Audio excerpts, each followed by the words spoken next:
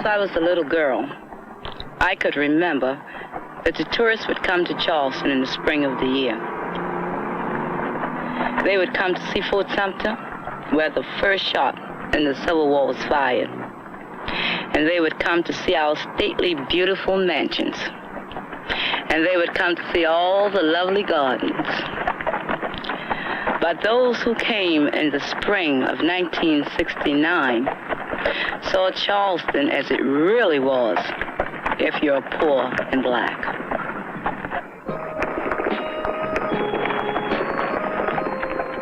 We as black people in South Carolina have awakened to the fact that we are no longer afraid of the white man, and that we want to be recognized, not because of our race, but because we are human beings.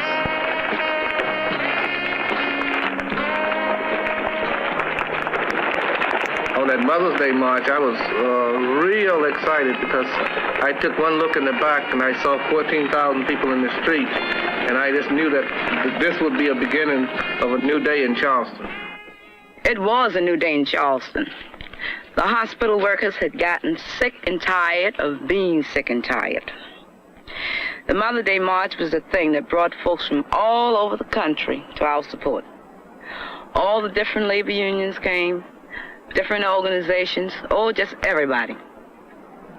It all started when 400 hospital workers decided to organize a union. And when the medical college fired 12 people, we just had to go on strike. Of course, a week later, County Hospital joined us in the strike. Of the 400 strikers, all but 12 were women. All of us were black. We needed something that would, help support us. That when we go to these people and talk to them and we didn't get no satisfaction from them, we could go to our union then and have them to come in with us and, and help get things straightened out. And so the next morning at 5 o'clock, we met at the hospital, and all of us, walked and talked and sang and everything else until So the more we walked and talked, looked like the tougher they got. The tougher they got with us, and they still, wouldn't decide to give in. We was women, and we didn't have no weapons or nothing. I felt like they wouldn't hardly hit us with those big clubs and things because we didn't have no weapons. And we didn't went out to fight them, not with no fist fight. We went out to fight them, with the law on our side, to try to win through the law, not by no fist fight. The normal routine function of the Medical College Hospital was altered today as picket lines were formed surrounding the institution. Some employees who wanted to come to work were intimidated and threatened. Patients are being taken care of by fully qualified personnel. There has been no trouble in the care of patients. Some of our employees are doubling up in their duties, and some of our functions are being postponed unless they are of an emergency nature. In the hospital, they have white workers doing the same work as black. They might have a white nurse's aide and a black nurse's aide, yet the white aide earns more money than the black.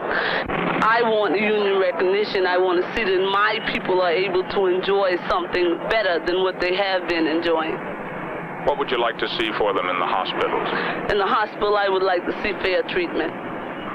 When you're working around people who discriminate against you, you just really feel like, fighting all the time because, hey girl, and they had these nicknames they call you like Duflachi and Monkey Grunt and all this carrying on, and I think all of us do to respect, regardless to age, race, or creed.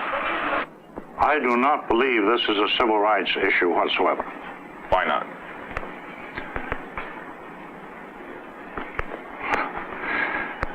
I just don't believe it's a civil rights issue. They are working for wages at jobs which have no relation to race, creed, sex, or anything else.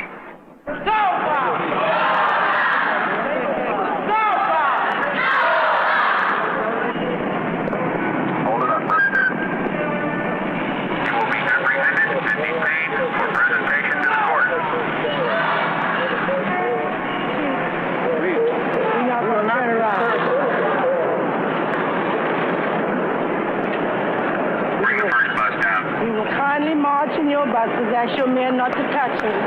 Let us walk in. These workers are well aware of the policy of this department that minimum force will be used. No unnecessary force is used in these contexts.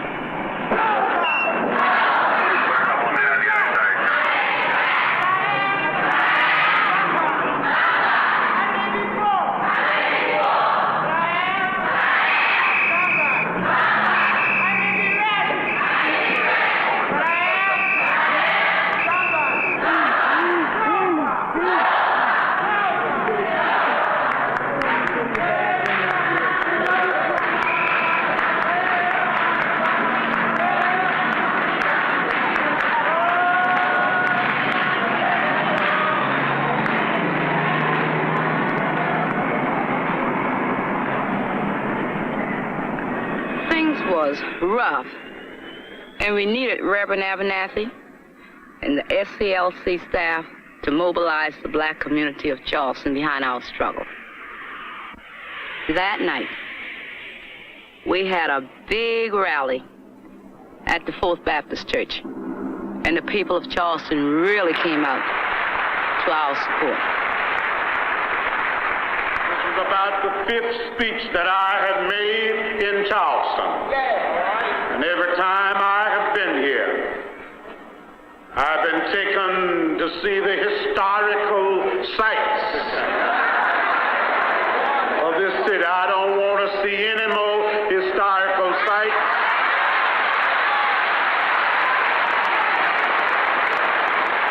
I want to tell you tonight, and I want to tell all of Charleston that we are going to all be saved together as brothers, or we're going to perish as fools.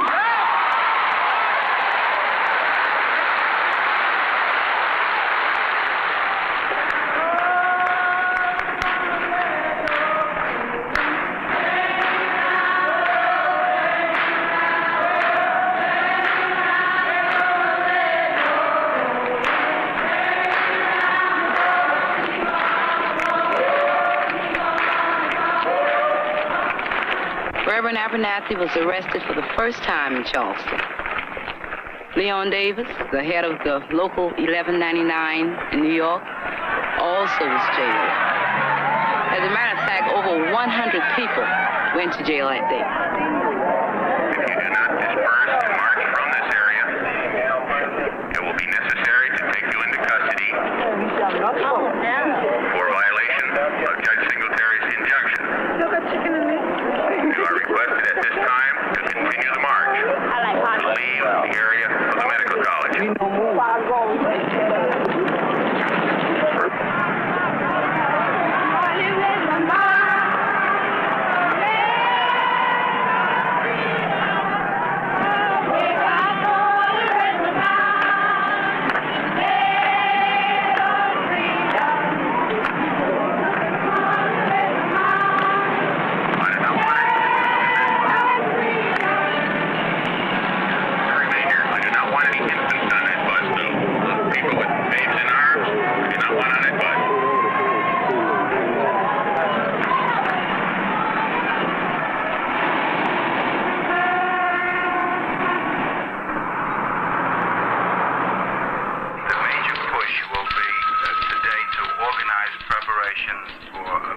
At the Calvary Baptist Church, and also to make plans to get the turnout and the thing in operation in Washington tomorrow.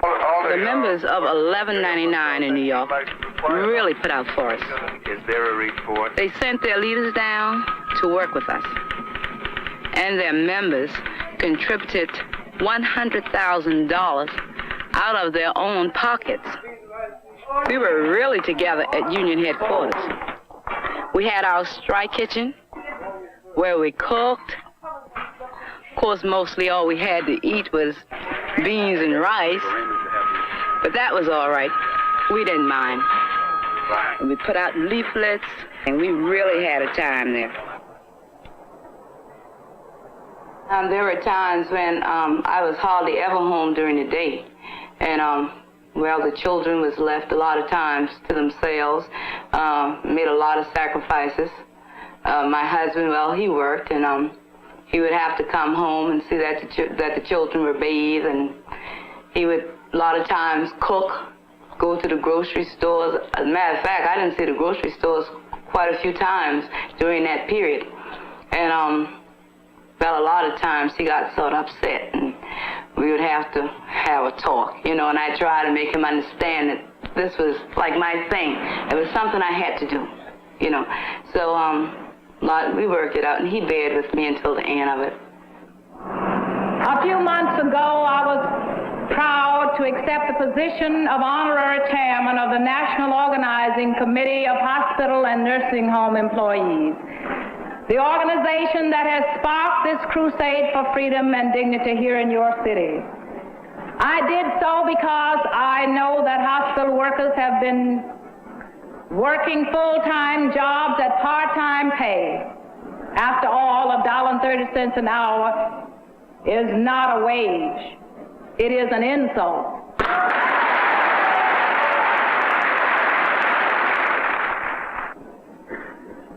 I also have another interest for being here, and that is many of the hospital workers throughout our nation are women, black women, many of whom are the main supporters of their families.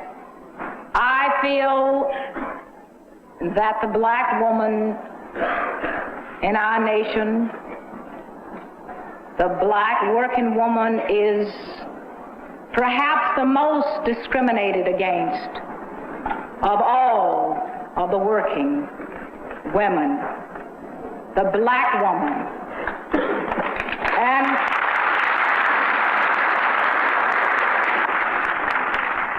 if my husband were alive today, he would be right here with you tonight.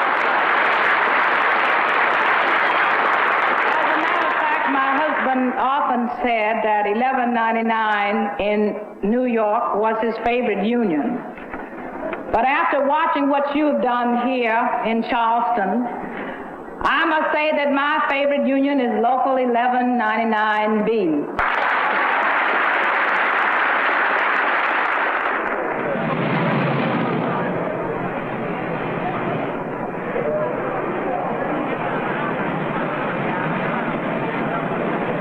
Times when we were so depressed in Charleston. And then here comes a lady, a great lady, like Coretta King. She came to Charleston and marched in the streets with us. It made us feel real good. It really uplifted us. It gave us the strength and the courage that we needed to face the folks of Charleston and do what was necessary to win the strike.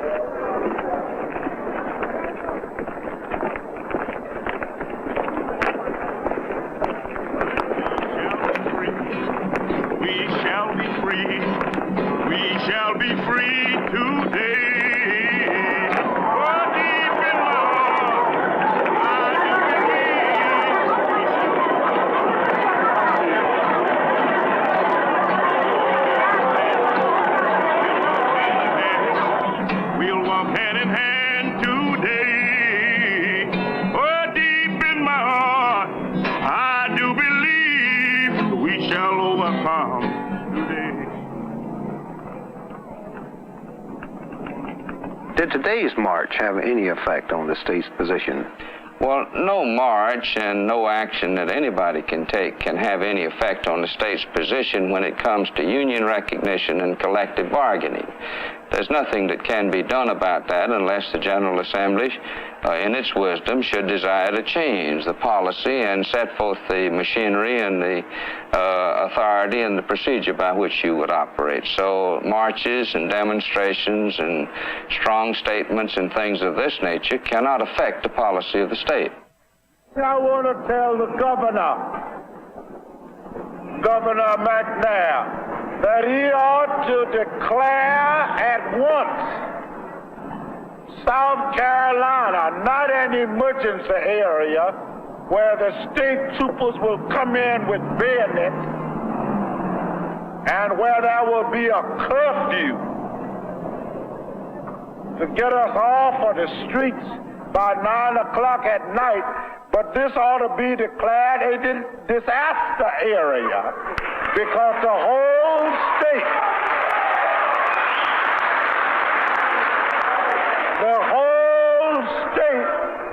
ought to be on welfare.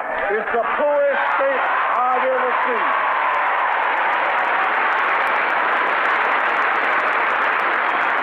Now, I've been to jail. Now, I stayed there for 8 days. I ate macaroni and cheese without cheese.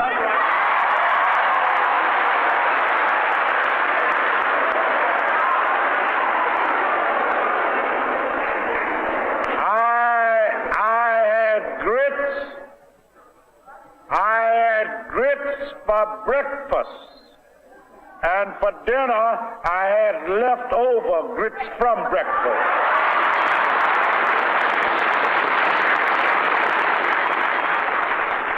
Jesus said that a little child shall lead them. And the black ministers worked closely with Reverend Abernathy. They gave us their churches for the rallies, and they helped us raise funds. And I'm saying to you this evening, go back home and tell your mother and tell your father that Ralph Abernathy said that you are a traitor if you go to school, that you can learn more in standing up and marching with Local 1199 than you can in any schoolhouse here in Charleston, South Carolina.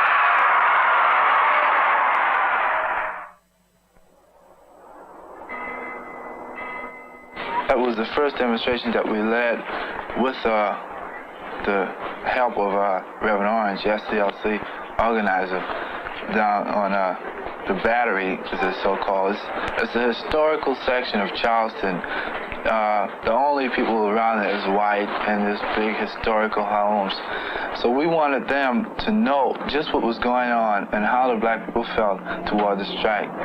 So we called a total strike of the school. We call it D-Day. And we held a massive demonstration there. I really wanted them to see that we were not going to just stay in the ghettos and have demonstration. That if we could go in their own community and raise as much hell as we want to, then they know why we're raising all the hell by the hospitals and in the ghettos.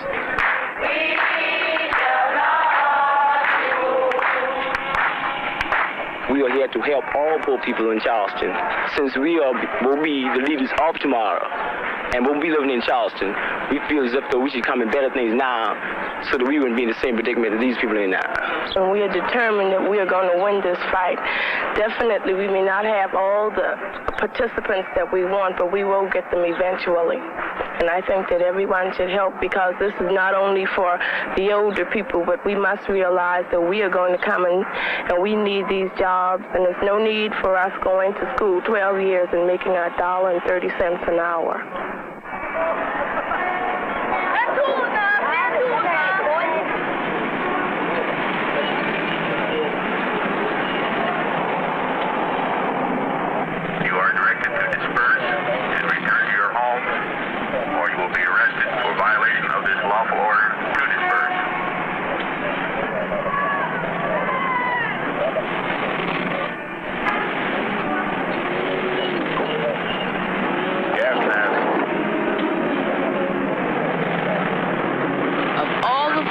Who help us in Charleston. I feel it was the students who did the most to really help us win the strike.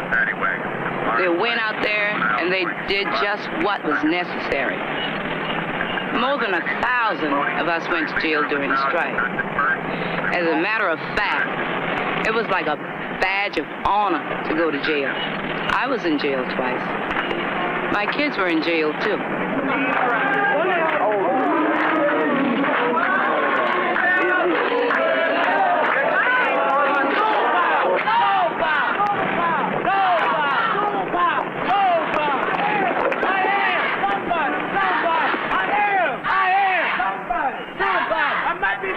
I am here to convey to the striking hospital workers, and I hope to every responsible leader and private citizen in this community, the fact that every union in the family of AFL-CIO throughout the nation is with the hospital workers in this struggle. We are with them, and we are prepared to stay with them until their goals, which are extremely reasonable, are attained.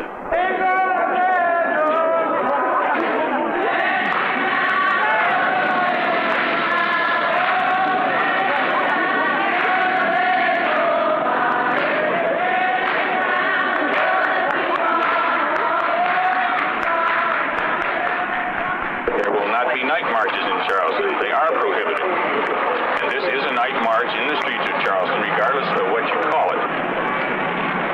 We are not engaged in a march. We are engaged in a prayer vigil where you pray. We are peaceful, and we are headed to our spot where we will have our vigil, where we will be in prayer all night for the hospital workers and for those who continue to deny us justice and equality and a livable wage. The crowd is not dispersed immediately and go peacefully to your home. It will be necessary for me to start making arrests. Everybody kneel down. Everybody to kneel.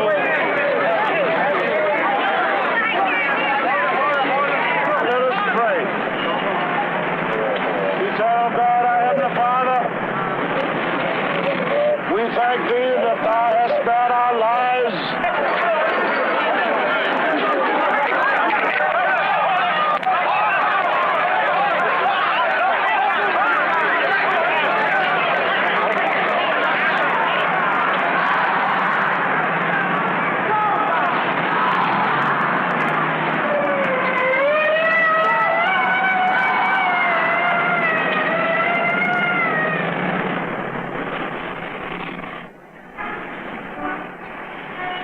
Can you hear me back there, brother? You all right back there? All we want to say is that we can't win this fight unless we all stick together. Reverend Abernathy can go to jail twice for this town. He's down there in jail now under $50,000 bond. Now, he doesn't like jail. He's in jail because he knows that he's got to do everything he can to support poor people. That's right. Now, you have to support poor people, too, because you are poor people. That's right.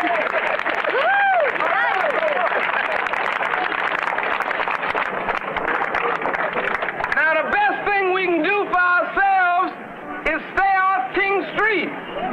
Now, we're not fighting for the hospital workers.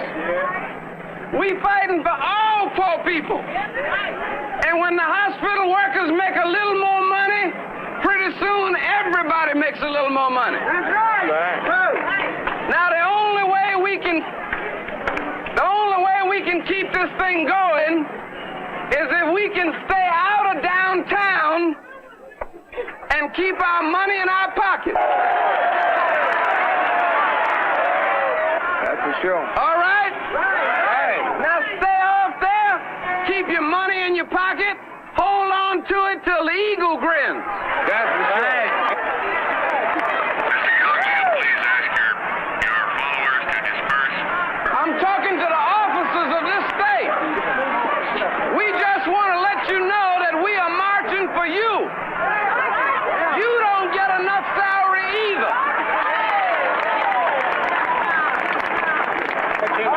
We're going back that way, down to the next corner, follow Brother Ford.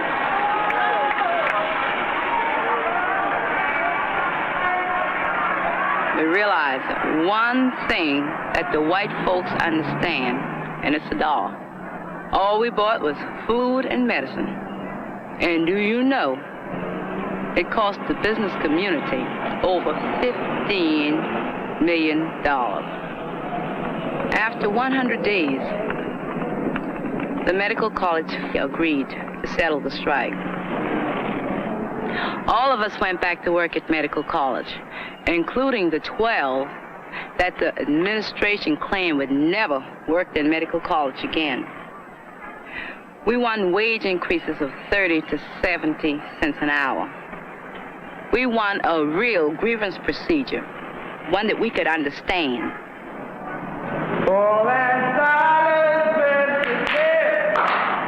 It took another 13 days before the county hospital strike was settled. So the workers just had to keep keeping on until it was settled.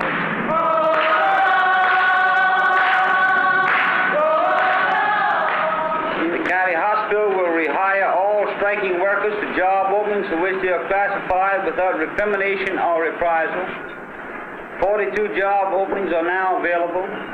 The county council will make every effort to return the remaining workers to employment at the county hospital within a 3-month period. On behalf of the striking workers and chairman of that group, the workers of the county hospital who have been out on strike have agreed to end their strike of 113 days and return to work. In keeping with the agreement reached with the county council, we have met with members of the council for the past 3 days, and we are confident that all workers will be reinstated in much less than the 90 days mentioned in the agreement. The 65 striking workers are dedicated to the Charleston County Hospital, but also to one another. We are returning in a new relationship of mutual respect and dignity between the workers, the county council, the hospital administration, and the entire community. Ms. Simmons, what do you think this strike has accomplished? Well, we gained recognition as human beings, for one. We gained that recognition as human beings. The strike was one of the hardest and most important periods of my life. We had to fight the whole power structure of Charleston and of South Carolina. We were up against Governor McNair, Mendel Rivers, and Strom Thurmond, just because we wanted to have a union. But we proved to everybody that we could stand and fight together, that we were ready to sacrifice, and that we would go to jail. And if I didn't learn but one thing, it was that if you are ready and willing to fight for yourself, other folks will be ready and willing to fight for you. We learned that you gotta be together. That's what a union is all about. We built a winning combination of 1199 Union Power and SCLC Soul Power. 1199B is here to stay in Charleston.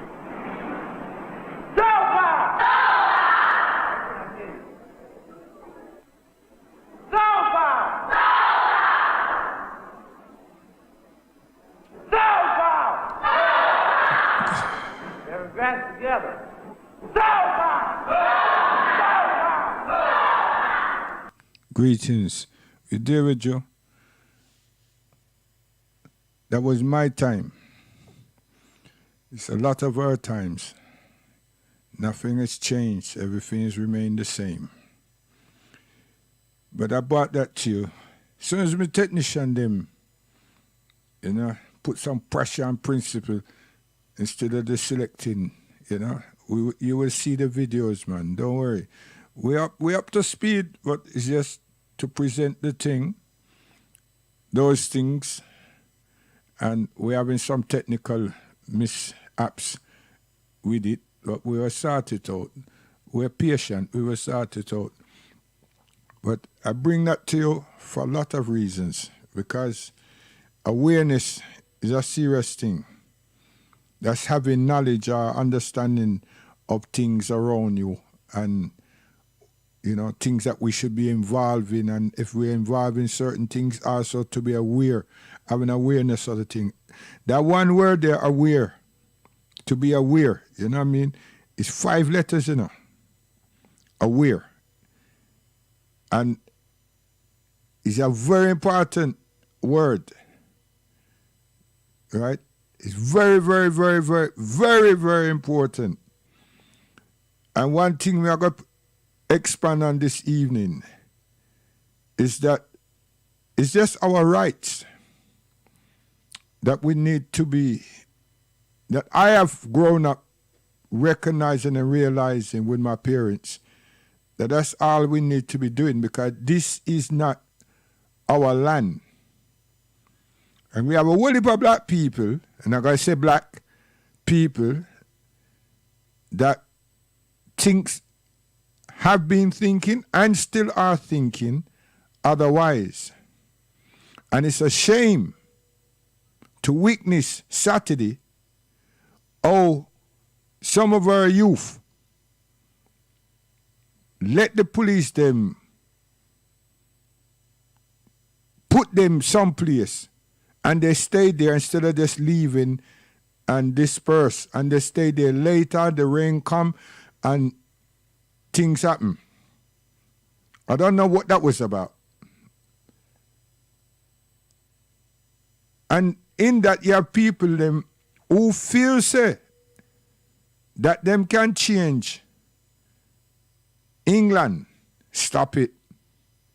Then you have some of my own age group that speaks to our teenagers, our young people, with the same venom about changing England. Stop that. It's not your home. It's not your land. You're a traveler, you're an immigrant, you live here. This is England. This is white man land. For them sovereignty, for them constitution, for them monarchy. Even if you're born here, you're a child of a slave. It's not your land. And my age group and ones underneath me, behind, above me, when I must come off when a damn nonsense high ass and speak truth and stop being a young socialist in the 2020 and stop trying to look for political acknowledgement, because this is England. England. You met the young people them feel say that them can and some others that them can change England to be a black man and woman's land. It's not possible. It is not possible. Neither is it feasible. Neither should anyone be thinking or have that perception. You're wasting time, energy, and lives. Whatever Britain put up there, all them have of their fame, which is a defame, it's their right and privilege to do so. If we were in institution, it's our right and privilege to say other than. But to ask them or to insist, nah. Nah. We could have the greatest institutions. It shouldn't be something. But I wouldn't say do not go to the United Nations and make all of these images, along with the historical references and documents, crimes against humanity and crimes against Africans. So there is a right way to go about airing and doing things.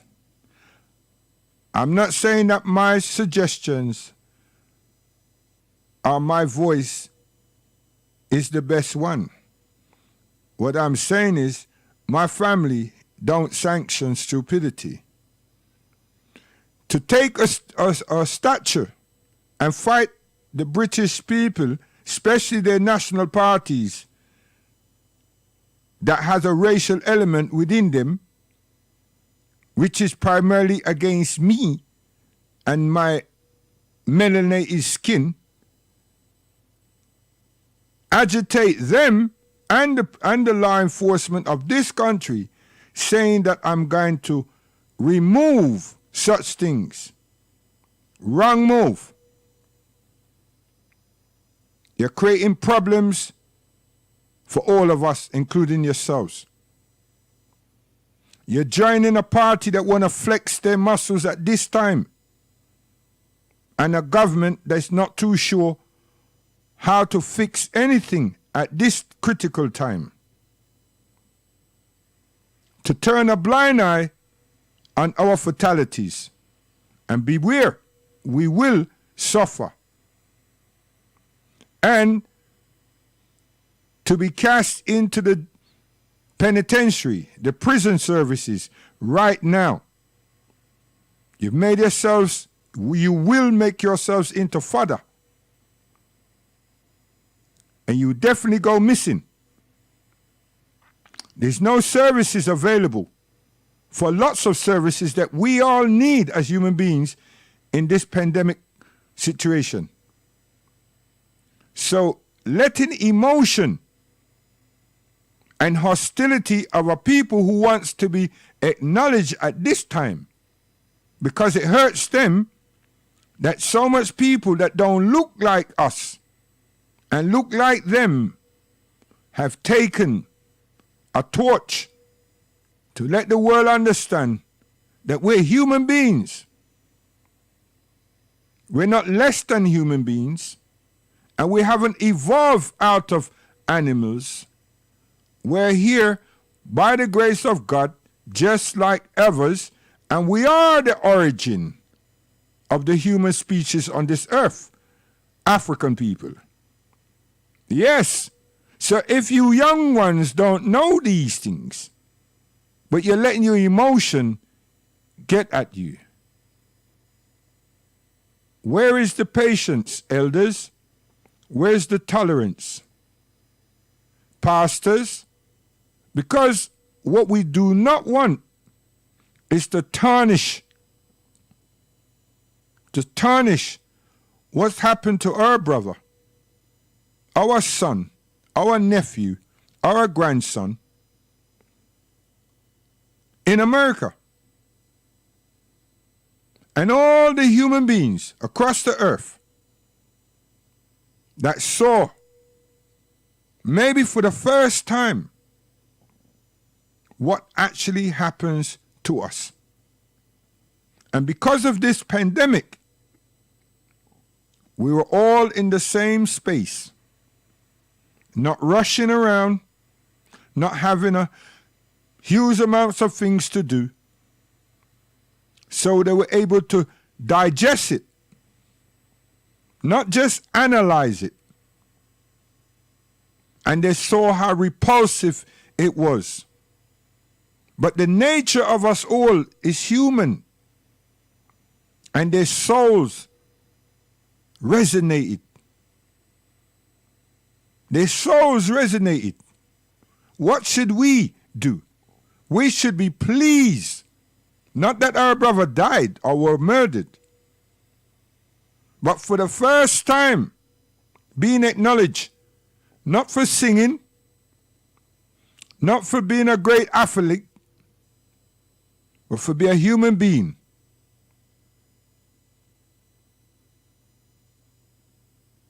That's what happened. Anyone that's allowing others to tarnish that is not of us. You're not African. You're black, but you're ignorant. And if you're following organizations that supports that nonsense, that idiotic, ignorant behavior, mentality right now, there too is the problem. We don't need it. If you're able to go to the Caribbean and you see the Governor General statue or his office, his or her, and you want to remove them, yes, man. Or any of the islands that you come from, that we've been resided within. If you see Columbus statue,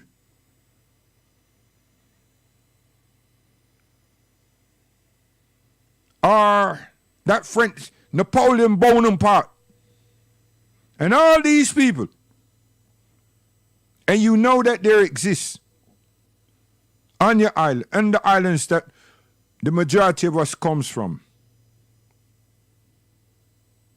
it'd be intellectually prudent to ask the governments to remove them. Because we don't need to do things like we're not civil. But then because you see what America was cheering in Baghdad, that's how they win victories of manipulating people's minds. Trump throw his gauntlet down and call his National Guards or his soldiers out. That was a preempted warning just in case other people decided that they were going to create anarchy, mass anarchy. Right move for them country. Looking after the jewels of the country. Whether you look at it as a wrong move or not, would you not be defending your property? Would you not want your property to be safeguarded and you do everything to protect it? Naturally. Think twice. Don't rush with your hot blood because someone else is winding you up like a toy. I'm telling you. And if you listen to any other radio station, them, and them will hot you up, make them be the one that throw the first stone. Because you all know your Christianity stuff. So he who have throw the first stone. You know that part, don't you? All of you. And mothers, and fathers, grandparents. Rein your children them in. Don't let them be seduced. They will get hurt. They'll be thrown to Her Majesty's prisons, and many of them we won't see again. Don't forget, the pandemic allegedly is still with us. In a confined space like prison, wow. If I only didn't know, it's going to be far, far, far, far, far too late. And where's your representatives coming from? Where's your legal representatives coming from? Premeditated march and vandalizing central London. Come on, let's be sensible. Let those people do what they want to do by themselves. Let them protect Churchill and whoever not. It is good to be able to go to court in England and table injustices. Michael X, that's what he taught us. That's what Brother Sam, that's what Brother Herman, that's what our elders in Islington, North London taught us. I don't know about other areas. That's what they taught us. Use the legal fraternity. Have your day. Have your hour. Have your week. Have your month. Just be clear and concise. It works. I'm a living product of that. It works. And it's nice. You know why it's nice? because you're speaking to power. And you dismiss arrogancies. You come with clarity. And you can see your rocking souls. I like that. It's like fishing. You can't be hasteful as a fisherman. You have to have patience as a fisherman. My stepfather taught me that. Patience, even in the ocean. And the Bible teaches that too. Was it Simon Peter? Fisherman. What is this to do with anything? Be patient. The times are going to change. But if we ruin it, it will remain the same. Times are going to change. But if we ruin it, it will remain the same. How are we going to ruin it? If we let that which you see in America happen, where those anarchists came out and those covert operators and everything, and just mess up the place and deflect. Deflect. It's all about deflecting. Now we're here in England. You're getting charged up, warmed up on your WhatsApps and your Twitters and all kind of thing, along with the National Party, along with somebody that wants to be known and seen and all that. And then you got some black guys who out there going, you know what I mean, man, we got to do it, right? Right? What is he talking about? What is he under? Bright lights, spotting. My child has to go to school. And our children have to go to school. We remain disenfranchised in England. And now with this issue, this condition, unemployment rising, finance, everybody's in a mess. And someone wants to make us the lowest of the low that there's no more low. Stop it. Stop it. We who want to run can't take flight.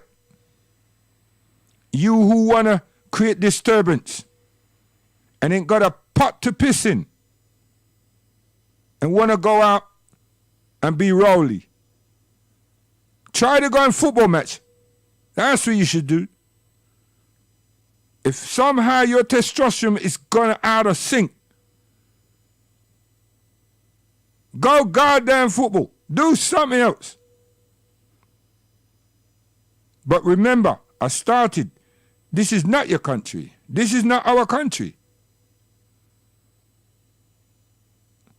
I just don't understand black people, our people, that want to think that England is for we country. And them I beg the people them for love with. Stop that rotted. Stop it, man. All you want is respect in the work, respect at college, human rights and dignity. That's it. I'm going to come back with race relation and awareness because we're always telling the people them what them do to we. And then we expect situations to change. It's not reality changing. We tell them how them hit we. And where them hit we and how we know. And we expect them to change the thing. With the Scarman report, we told them so much. And nothing changed. With the Broadwater Farm, we told them so much. Brixton, Nottingham. We told them how you hit us. How you discriminate against us. How you're prejudiced and racist against us. How you make us victims. How we're bleeding. How we're being traumatized by you. And those elders of that day and time expected a damn change. What they got was a good job, good salary. All of them. And now look at them. They're living in their nice, prestigious houses. And sometimes BBC and Channel 4 calls them and they give an eloquent speech, but there's none of us around to question them to say, what did you actually do? And that's what I'm waiting for, God's truth. An opportunity to question at least 10. At least 10.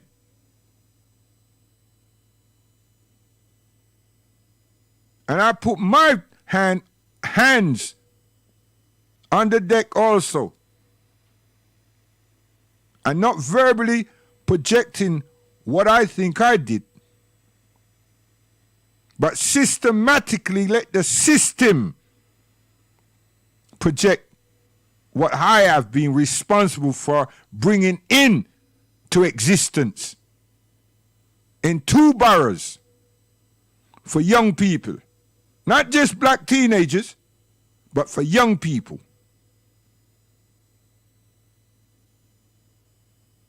And what social services changes of help I've helped, I didn't bring, I helped, brought about in changes for black families. And then I ran because it was engulfing my life. It was ruining my household.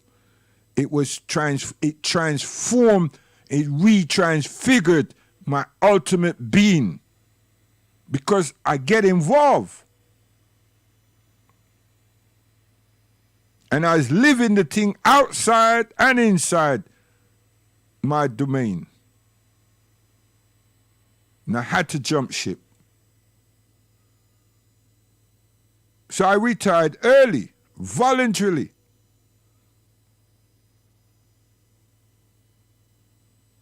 And most of the resistance were ourselves, man. Because sometimes we're not as bright as we portray that we are or we want to be. So I'm saying again, there's General Gordon Institution. Myself personally,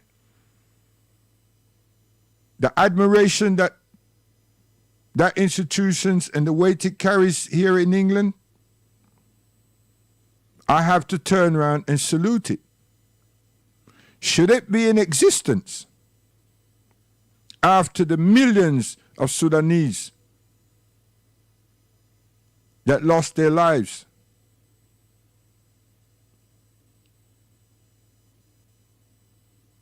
And the whole face of East Africa changed? I would say no. But on a historic mandate and what it represents, I would say yes. Because they are British people. And they're keeping their institution alive. And they're keeping their historical references and historical actions, involvements alive.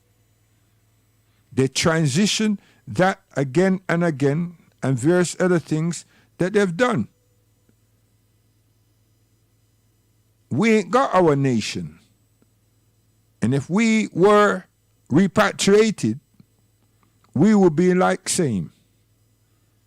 But we haven't been repatriated. We're still in the Caribbean, plantation, servitude slaves, letting other people come and have their alleged holidays, fetish holidays, or fetish times that they call holidays. And that's why all the islands now are forced to open. Because the hierarchy, middle class, are missing their opportunity for time out. After all, the islands are safe from this pandemic.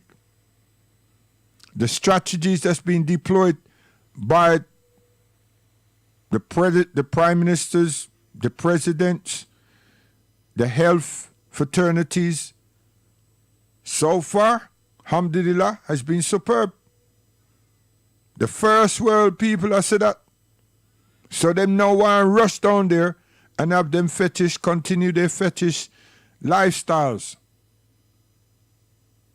Why is they doing this? They're not talking about economical growth and the International Monetary Fund that some of the islands owes. Are they going to renege for the last 3 months and beyond? The interest of that. I would really like to be part of that discussion forum. But nevertheless, my point is this. We have important things to do and to think of.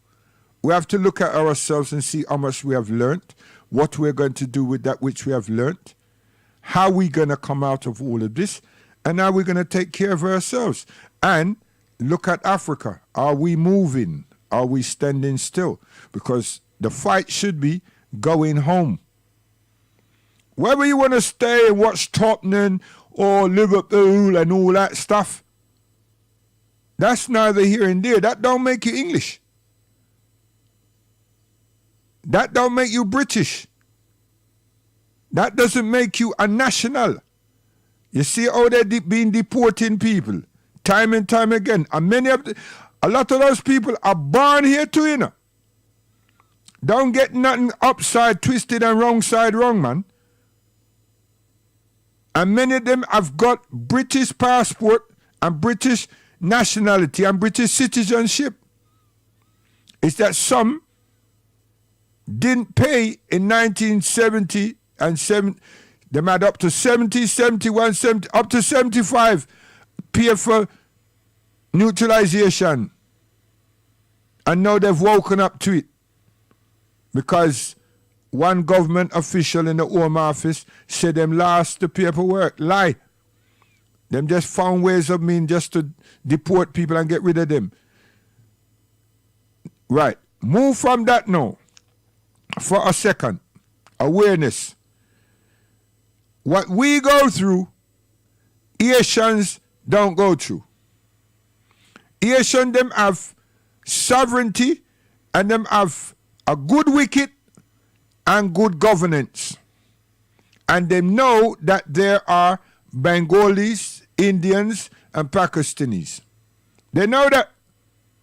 All the years that you will have been alive, you should be listening that the system want them to assimilate and not just speak English and draw income support, but assimilate into British culture. Them know say that them are Hindu, Muslims, and Buddhists, and all these things. Them say, come into the church, go to the pubs, assimilate. But the people them have a culture. We don't have that. Don't let them have the older man them and woman them make you think say anything that we call a culture is things that we've concocted, right? And through the evolution of time, it seemed like it's a culture thing, right? And that's why the young people them come with a thing called spitting, because them never get drawn into reggae music and everything, so them go spitting and this, and them create a new genre because the man them that are run the money that them youth they want, and some of them youth the man them that have the money see that them can profit upon a money thing, seduce them into a thing say called spitting, and then go do something and them glamorize something from America and then fuse that with something here like punk rock, and that happen. So that's an evolution of time and space. Our culture is in Africa. We should have been depicting that culture from there. So attitudes and everything is part of culture growing. The modality of the culture we don't have. We do not have. We don't have. Culture come with respect, honor, discipline, high morality. No cultured vein of people disregard and disrespect and undermine and undervalue their women. They will kill you 6 times. How much? 6 times. Again, 6 times. Because they evolved through woman, and they came here through women, and they've been nurtured through woman, and they have mothers. See? And the woman, female, the first teacher. Long way down the road, first teacher. Most times, woman, what? Teacher. Where? Teacher. How? Teaching. What's that? Taking care of. Teaching. Educating. You understand? They formalize our identity. They support, guide, and lock in our consciousness. They raise our spirit. They keep it intact. Mothers. They don't just clean us, which they had to. They don't just feed us, which they had to. They take care. They nourish us. When we disregard and disrespect that vessel, we ain't got nothing good going on for ourselves. We haven't. Animals, females are taken care of. Just because of bright lights and some dirty-minded people following another set of degenerates bought that and made that fashionable. And we disrespect our women. Now we're going to go and follow some people them that were disrespecting our women in the 60s. That same Webster man, his group were kicking and beating our women who were working in hospitals at that time. That same British National Front, whatever the hell they call themselves today, that's what they were doing. Our men had to come together, strong, and go around hospitals morning and evening and protect our women and give them safe journey to their homes. We had to do these things in England. Hence why I'm Somebody was played. We had to do that. It didn't take us any long time. But those who weren't up for it was left behind. But the man, the men, the man, the men, the fathers, the representatives of life and that which is good, right and proper, they got up. They went out. They left their jobs. Little jobs, little hours they had, and represented our women, our mothers, our aunties. They won't put up for it, put up with it. It was a wrong action. And in doing that, they also represented and supported, not represented, the Asian community, to whom have not acknowledged us up to today because they don't employ us in their damn shops. And I have a lot of Asian friends. You know, it's not kind of speech or term of a speech. I do. I grew up with them, and I went to school with them, went college with them, went university with them. Some of them extremely bright, them brighter than me. Oh, yes. You have to give Jack him jacket and speak truth to truth. Huh? And that's another thing I would like to do before I leave this earth, or before I leave England. Met the Asian communities. Know what we did to make them have homes. Not help them buy their homes, but have safety. The British Party, British movement, all racist people used to burn them out. Beat them up, play football with them and rugby. But our fathers, our uncles, our men folks wouldn't tolerate it. And defended them, physically defended them. And they have the audacity in England today to ignore us. To ignore us. They do. And to disrespect us. They're young children that are running the family business. And that's because the likes of people like me ain't told the generation, the young generation, what that evolutionary change and involvements were. And them likewise didn't do that to theirs. Because what happened? They've got all the corner shop, they've got all the cash and carries, they've got all the supermarket, and they're the ones that bring in our food. The food that we need, they bring in. So while you're making love and having fun with these doggone waste of time, waste of space ambassadors and celebrating your damn stupidness called independence, they're having a laugh. Rightly so, because they ain't begging us to come. That's why when you test it, they insult us. We still have to come back there tomorrow. They insult the women them that go to the hair salon places. They still turn up tomorrow. Everything that them produce in the hair industry thing, their women don't wear. Their children don't wear because they're Muslims or Sikh and Hindu. Them head cover. But we wear all them things for make we skin lighter and bleach and this. And who get it? Them get it. Them advertise it. We go buy it and put it on. Stupid ass people. We go take dead hair, horse hair, every other hair, and the woman them put them on. Them never say come call we just run go there.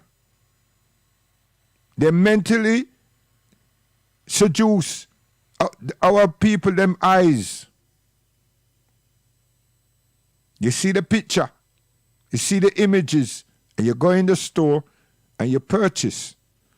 Them never take you up. They never put them on in your pocket, in our pockets. So you see, it's not good to just throw blank shots at people. You should throw a live shot at ourselves. And since we still think so that England has free land, it should have gone to the agriculture minister, the foreign officers, and get these things set up. Tell them say Tesco shouldn't be called Tesco. It should be called Zimbabwe. Tell them that Morrison's shouldn't be called Morrison. It should be called East Africa, Tanzania, and Uganda, and Sudan. Tell them. And the ones that do all the flowers and all these other ratty things, same thing. And they are the one that cause Sainsbury's. Tell them, it's a long time you should have come out to the Congo. We don't want no Sainsbury's. Get the hell out. So that become liquidated, gone. But them too powerful, didn't you know?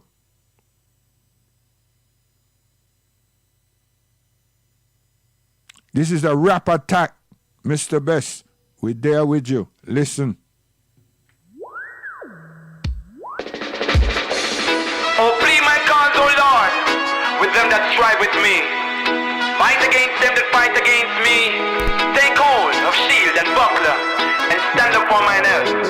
Draw out also the spear, and stop the way against them that persecute me. All glory be to the Almighty, yes. Lord, watch over us tonight. Protect my family. In a time like this, we ask for mercy.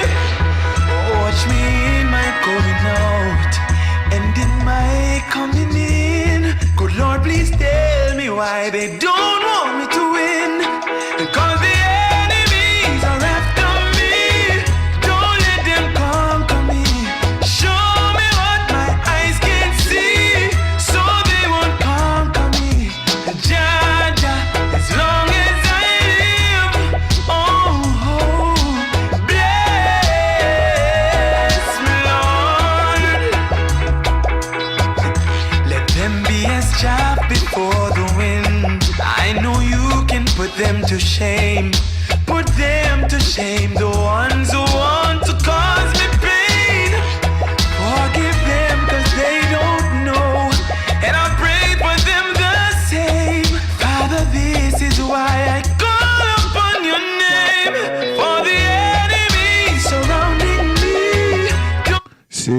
when it come to the music thing, anything we do, we're wise, see? So, those who push up them chests and go on, man. At the end of the day, you're going to say, you know something? Them had it, May I blow my trumpet? Listen this now. We're going to the classroom. Listen. Don't get frightened either. Stay with us.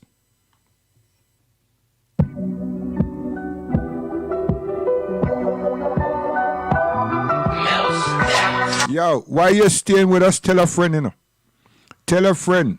Because we draw political correctness punches. So you can't miss it. If you're dumbed down and you're skunking out, you will miss it. If you're highly emotional and you want to follow other people, you would miss it. But if you relax and you breathe proper, you will not miss anything.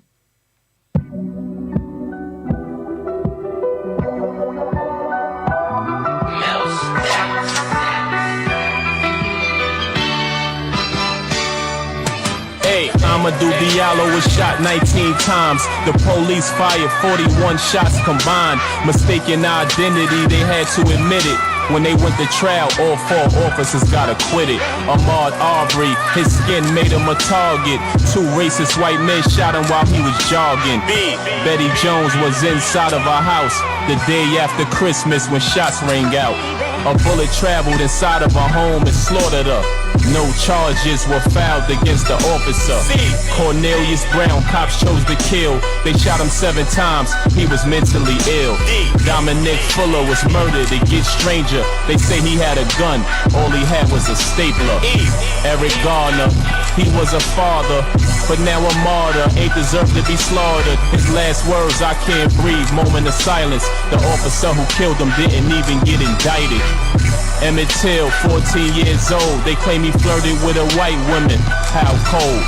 They took off his clothes, called him a nigger, lynched him and threw him in the Tallahassee River. Freddie Gray had his spinal cord severed, killed in the police van after arrested. 6 officers got charged, this is ridiculous. 2 years, 4 trials, no convictions. George Floyd, 3 officers nailed on him. He told them he couldn't breathe, they didn't care for him. The country rioting everywhere for him. Fuck those cops, I have no fear for him. Hector Moran, he was unarmed. The cops shot him dead, he cried for his mom. India Kager, Navy vet. The passenger in the vehicle was a suspect. Her baby in the back seat, the cops started shooting. The officers were cleared of criminal wrongdoing. Jamal Clark, restraint wasn't enough. They shot him in his head while he was in handcuffs. Hal Coppin was mentally ill, but they say he had a gun, all he had was a hairbrush. The cops shot him, a king with the coroner. No charges were filed against the officer. Laquan McDonald was jaywalking. They shot him to the ground, murdered without a warning. Alleged that he pulled the knife and tried to rush him. The video proved they lied. How disgusting. Mike Brown, the suburbs of Ferguson. Allegedly a cop drove by, he had words with him. The officer shot him, he did nothing wrong. Why did he have to kill him? The man was unarmed. Nathaniel Pickett, rest heavenly. He was brutally murdered by a sheriff deputy. Oscar Grant, the world knows his name. He was traveling, the cops grabbed him off the train, placed him on his knees, laid him on his chest, then shot him in his back. May he peacefully rest. Philando Castile, traffic stop. He was legally strapped, he informed the cop. The officer got nervous, a murder was committed. Charged with manslaughter, but he got acquitted. Quintonio Legre called the cops 3 different times before he got shot. Allegedly, they say he charged at him with a bat, but since he made the call, it's hard to believe that. Rodney King, they beat him with billy clubs. They blame us, but the cops are really thugs. The verdict was not guilty. How shifty. That sparked the worst riot scene since the 60s. Sandra Bland, traffic stop. The racial profiling of us has to stop. 3 days later, she was hanging in a cell. They ruled it a suicide, the truth shall prevail. Terrence Franklin was cornered in the basement. He tried to surrender, got executed by hatred. The U stands for the unknown, who died by racism, their faces weren't shown. Victor LaRussa, they thought he had one, but after they killed him, they never found the gun. Walter Scott, the world loves you. The cop said he feared for his life in the scuffle. The video proved he lied, revealed facts. He ran for his life, 8 shots in his back. Xavier Roby was riding his bike. Point blank range, they shot him and took his life. Yusuf Hawkins was shot down in 1989 by some racist clowns. Jamil Crawford was chased to his death, rammed into a wall, he took his last breath. Zimmerman, I know you think you got away with it, but everyone has karma, yours gonna be my favorite. Yes, that is all that is happened to us. That is not just a rap song, you know. That is a historical awareness series of events, of things that has actually happened to us. You know? Yeah. That's the numbers, alphabetical order, and numbers of us that has been victims. The man them, our young people them who do the spitting, and that we're not supposed to do to all the ones them that we lost here.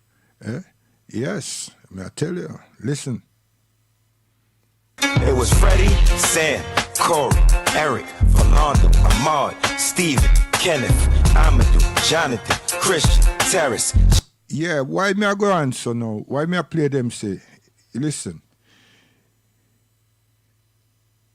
The spin of that now is this.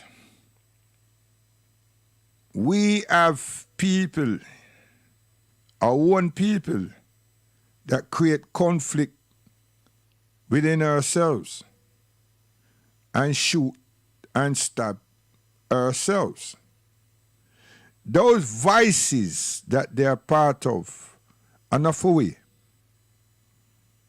But the callousness and the evil within those vices have turned our children and many of us against ourselves, wanting the money that these people who control them thing have and project to them that them can get. Regardless if the person who is amplifying the situation is a black man, the person above him is not black. Now, why is he so docile to get involved with something like that?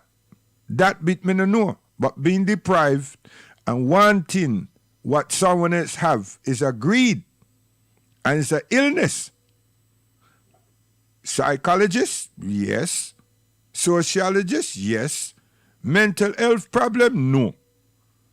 Why? Because I'm not qualified there. I don't know about that. And the system knows these things. So when we start about what the police and other people do to we, them turn around and said, but y'all kill yourselves anyway. You don't make that much noise. You're going to hear that pon LB, them people there, all the radio station them. Because them can't reason. And they pretend them blind. But when it's anti-Semitic, them not blind. And them have more than one eye.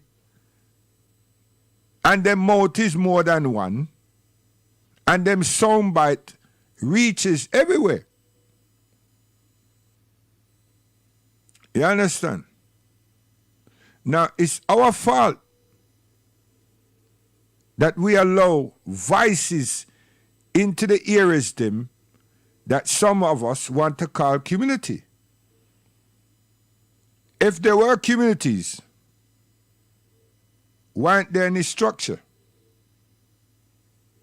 If there were communities, weren't there an infrastructure that projects our culture modality and our moral etiquette at the same time? Can we be very protective of ourselves And we want a flag of righteousness. And we will detest wrong practices, wrongdoings. So we don't have no community. And all the people them that like whatever, Pan-African, Garvey, spirituality, them not orchestrate nothing of the kind. Because it's all about how much everybody else knows. It's not about what they're doing. That's what disturbs me. Mentally, that disturbs me. Because it's about implementing something, some things that would have given our young people them, make them proud. And it would automatically be a deterrent, because we will be projecting what is right. And we will show how strongly we detest wrongdoings. Not a particular wrongdoing, wrongdoings. Because we keep reacting to the agenda of other peoples.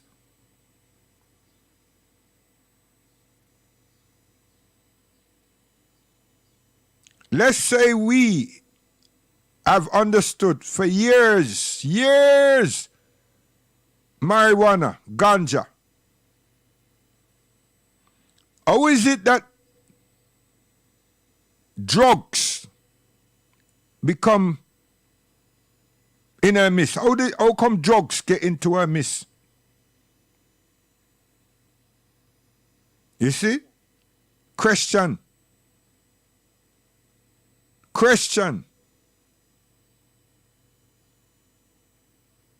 And the same marijuana that most of we artists and we self wanted legal has became legal with some discrepancies, because we're not meant to be the ones that earn. All we're meant to be the ones that do is enjoying the fact that we can walk and smoke our spliff. Or we can have some religious gathering and have 30 pounds, something of the nature. See how them deal with us?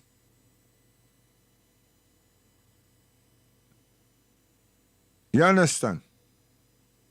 I'm telling you, we need to understand that we shouldn't be trying to change any country, but we should be leaving to go to our country. Understand that part there now. You see? We should be thinking of the continent, a fully country that, and just get all the necessary rightful documentation, and that's it. Because we're trying to change laws and legislations and people's minds and hearts, and we're not God. Allah subhanahu wa ta'ala tell us, if you're in the place and Gulman is just there upon you. Oh, you mankind have made the earth spacious. Move. And then this one in Hadith Qudsi about immigration. After you've achieved what you came to achieve, move. But nah, we have ambassadors that not care about we. You don't understand. And just because some people get them fancies tickled, and some of us are so ignorant that we like to think that because we know her worship and his whatever the title them have, that we are big people. You idiot. You still eat, sleep, and drink and go to toilet. You understand? And if it's a woman and a man, you feel said because him sex you now you somebody. Stop that stupidness, man. I'm glad that my mother raised me different. See? Listen this and listen carefully. Listen with both ears and don't get too flustered. And things that happen with covert operators, we don't know that. We have black people that covert them, two to them jobs, some of them want a job, and them do a whole heap of thing. In pharma, this, that, work for the system. Asian man, China, everybody do it.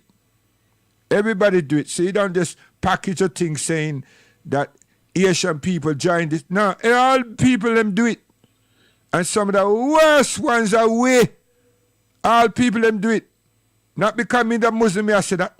All people that me I try say that to cover up something come there with them 24/7, 365. No, star. Our woman. We all do it. Some of the most dangerous treatment that we've been receiving is our people them who teach that at the police academies. It's our people that teach that. It's our people that tell them how we remonstrate. It's our people. And them show them how to counter. Think a joke. Think a lie. Money. And disloyalty. Hey, some of our people them that govern we in Africa and in the Caribbean, them love Jesus more than them love them child. Them love England more than them love them wife. And they don't get to sex England. Them have so much affection, emotional affection.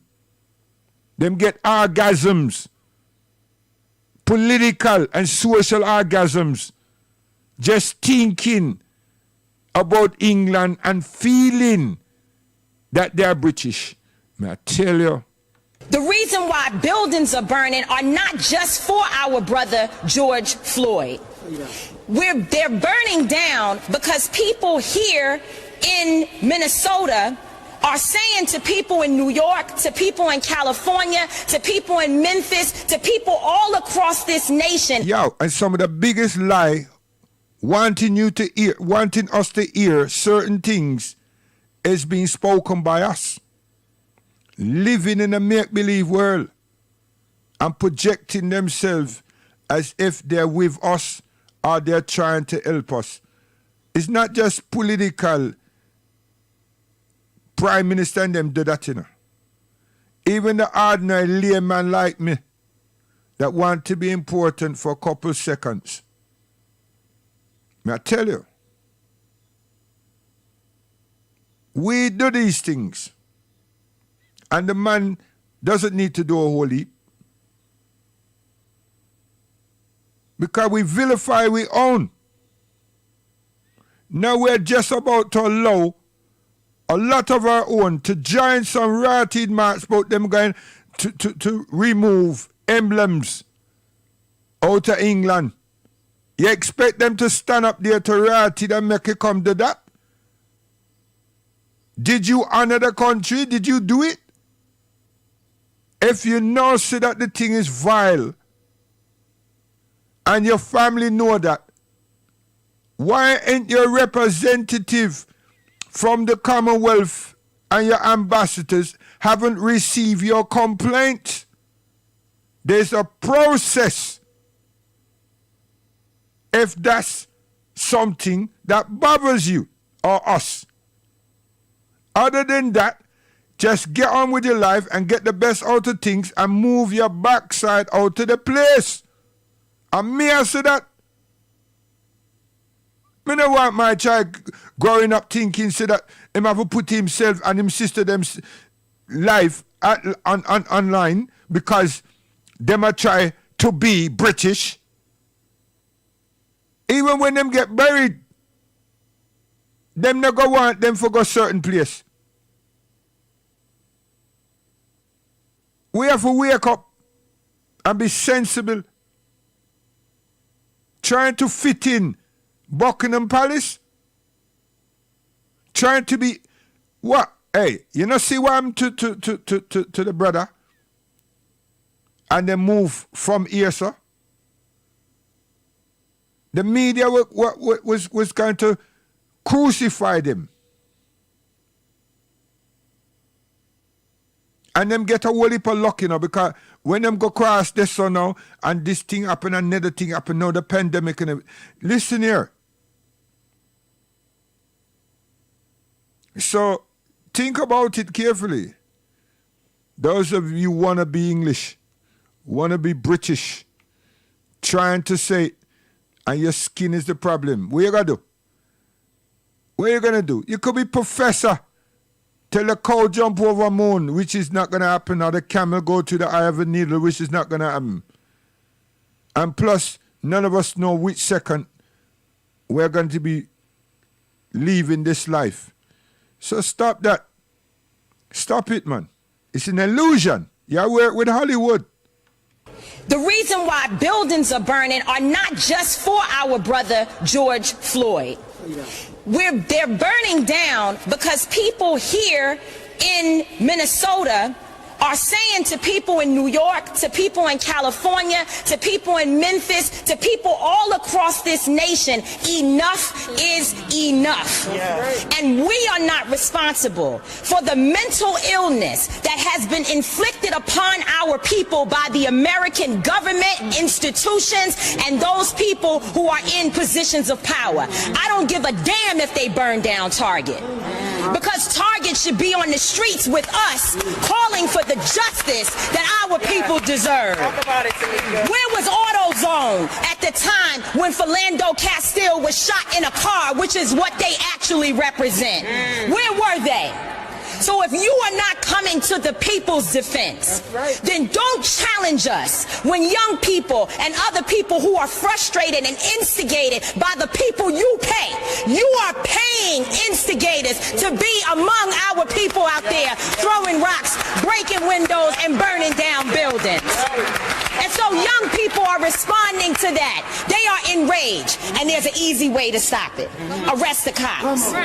Charge the cops. Charge all the cops. Not just some of them, not just here in Minneapolis. Charge them in every city across America where our people are being murdered. Charge them everywhere. That's the bottom line. Charge the cops. Do your job. Do what you say this country is supposed to be about, the land of the free for all. It has not been free for black people, and we are tired. Don't talk to us about looting. Y'all are the looters. America has looted black people. America looted the Native Americans when they first came here. So looting is what you do. We learned it from you. We learned violence from you. We learned violence from you. The violence was what we learned from you. So if you want us to do better, then damn it, you do better. You see what I mean? And all these other organizations that are come and are shout about how our life matters. How the hell you go read that now? Eh? Say it never mattered before, and all of a sudden somebody wake up and say we life matter? And it seemed to have a ring to it. All these people were suppressing a young Martin Luther King from coming up from among we again. They were suppressing a firebrand Malika Shabazz from coming up again. They were suppressing me and the likes of me that embrace La ilaha illallah Muhammad Rasulullah for coming up. Oh yes, they must seduce the ones, they must suppress the young Stokely Carmichaels them from coming up. They must seduce the Black Panther from rekindling the torch and come up and represent and defend our people, them everywhere they are, as our international African police. That's what they've done. Them suppress by ourselves the Marcus Garvey so that we do not have anything. Marcus Garvey movement supposed to have things. Marcus Garvey movement is not a church. All the backside the people that come and turn Marcus Garvey, the UNIA, into a church. And when we want to talk about religion, is the problem that black people. Nah, I honor all of you. Wanna take the man's organization that want to cling on to it and turn it into a blasted church. Talk. No application, don't apply nothing. Always knowing something, a new chapter, this and that. are them things that make our youth them last. Because when they now stand up and do things, when I go on like say we're not going to live forever, I idiot. Nonsense. Listen to my brother. You're a joke. My dear upon that case Stoker, right is right. Give Jack his jacket, man. Jack his jacket. You know, this revolution is filled with so many ironies, really. First you tell us that it is manly to keep your word. All right? If you are a man, you keep your word. And now all that the black people in this country are demanding, and even the black people in the whole world are demanding, is that you keep your word. You told us we were free. Well then, show us that we're free. You told us that there is justice, equality for all in this country. Well then, stick to your word. And let us see the justice and equality for all. Or else admit to us that you're not a man, you're a worm, you're afraid of us, you're afraid to give us equal stand. You're afraid that if you give us equal ground, that we will match you and we will override you. And if that's what you're afraid of us, then tell us that just what you're afraid of. But don't keep hiding it from us and holding this up to us. See, me there school, you know. Me there Black Panther. We there with the grassroots down there, Labrador Grove. We there with Brother Herman, Brother Sam. We there with Roddy Kentish. We there with some real prominent, dominant people. Not because them have big name, you know. And them name is not the big part of them. It's that they had application. They did things. They wanted to do things, but they also taught us that we are the generation coming. They advised us. They made us aware. And they showed many of us the path of how to be successful in England as an individual. And how to spot those who talk black but live other than black and represent other than black or other than Africans, Africa. So we're always skeptical of our own selves. And we're also mindful of what we do and how we do what we do or attempt to do. Because we must be truthful, sincere and honest to the cause. And we must be also doing right for the cause, for the people. Not just for ourselves and our family and our pocket. I'm saying all these things because that's really one of our biggest problems. We have a whole heap of Rufus. We have a whole heap of people that just want to be, they want to walk with a distinguishable set of people. Them cannot help until them get down to Parliament. And some can't help today till them get down to City Hall.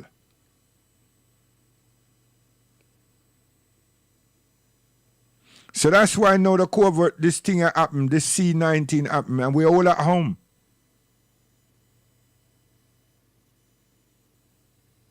And we've seen ourselves. We examine ourselves. And we see that even with information technology, we're not connected. We have done a lot of networking, but it's for dance.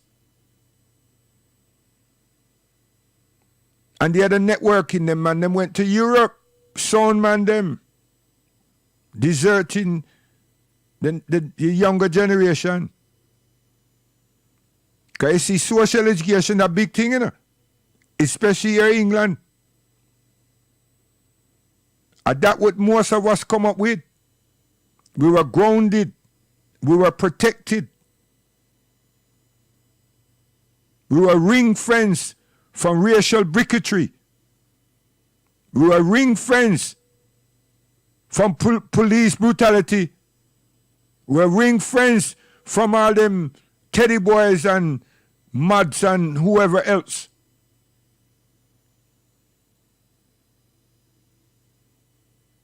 And many of the record them, the music that was made, was to fuel us and give us exercise so we can protect ourselves and we can energize our body and stay vigilant and have a strong character, a very strong character, and know that God will represent us, but we have to stay on the right side. So, what change? Money. Listen this tune. Me I go come back to this thing, because this one you have to go bed with.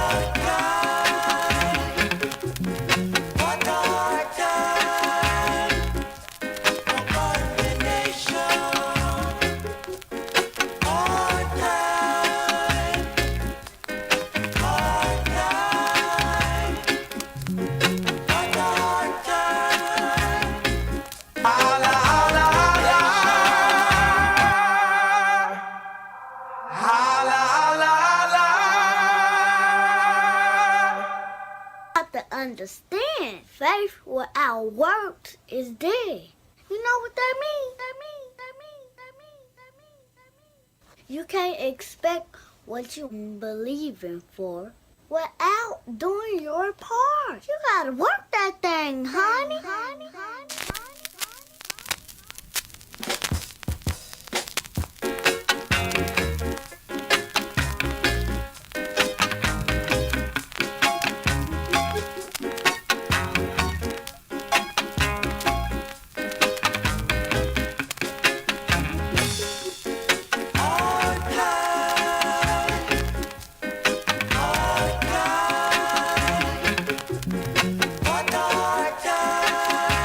Yo, VP, release me, man, release me. Enough respect to the family. Hope everyone is in good health. Yes, Mr. Best over here, so London. Yeah, VP Records.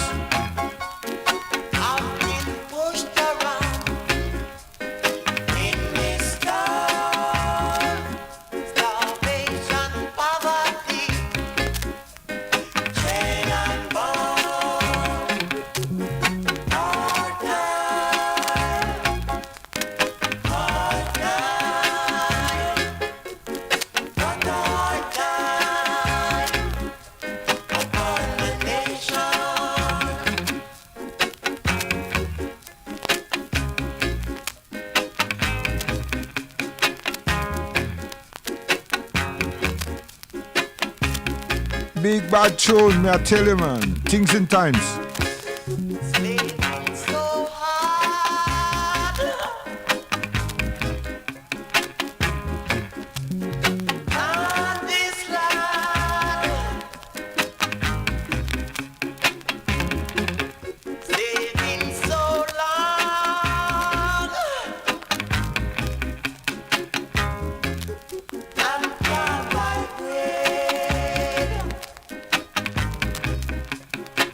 Special request, Danny.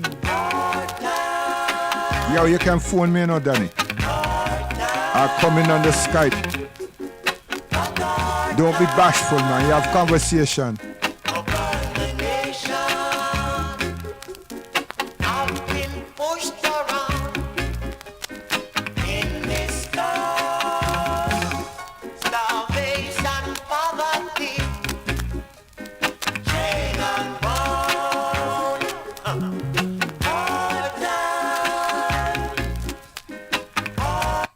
Yeah, you see how ironic it is that them put Enoch Paul on the television last week, and I'm going with it. What was somebody sending a symbolic message to the movement to say? That those people are still here. Here's your chance. Come out and challenge them. Come on, man. See, now if we had, even though with this pandemic, and we had centers, we would have able to neutralize that quick sharp. The minute we see that the thing is scheduled, we would have neutralized that quick sharp. Why? We are tell for we people, don't be caught hook, line, and sink up with emotion. Two of them I put that up there. Something is brewing. And now you see what's brewing in it. And that same man and a couple of our people had a discourse about some of these alleged British heroes and statues. Now, him join this other party to become legitimized so him can speak on high platforms politically. He thinks he we dumb. And now you get some black ones now that are help him. But go help our young people them in a jail. And many over get them head and them body mash up. And what is it all about? It's not your land. You're a visitor. You're a child of the slave. Listen. Yeah. We have a story to tell, you know. We have a story to tell.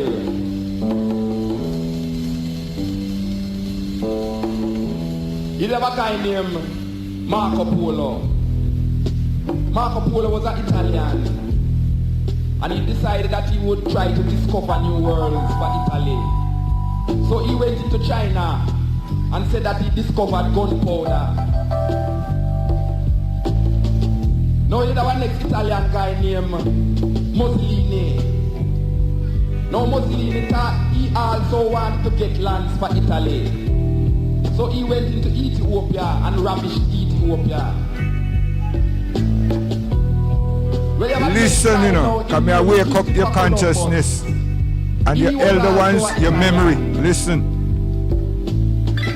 No, the thing, the difference between Christopher Columbus and the other rest of guys was that Christopher Columbus knew that the world was round before anyone else in Europe. So he decided that he would go out and prove to the Europeans that the world was round, not square. And he also wanted to discover... Tell a friend, man. But he, being the fool he was, decided that he would travel west to reach to the east. Well, we know that what goes around must come around. So I went to a little girl named Isabella and got some ships and decided that he would venture out into new world. Well, when he reached on here, he saw some people with long hair and he thought that he was in India. So he called it the West of India, or the West Indies. And up to this day, that mistake is still written in our history books, that we are West Indians.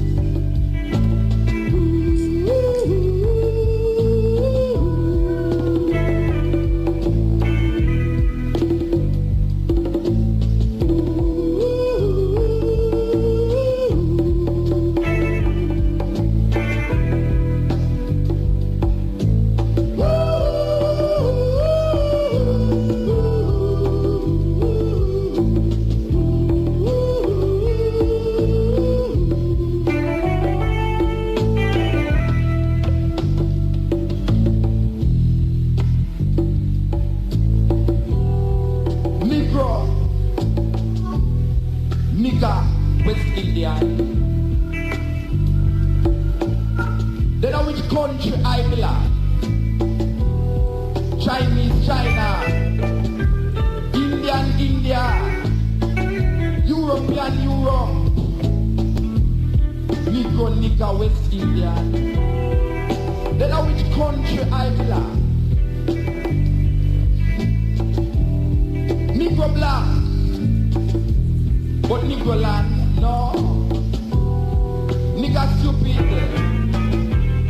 But stupid land, no. West, yes. But I know Indian. Then which country I belong?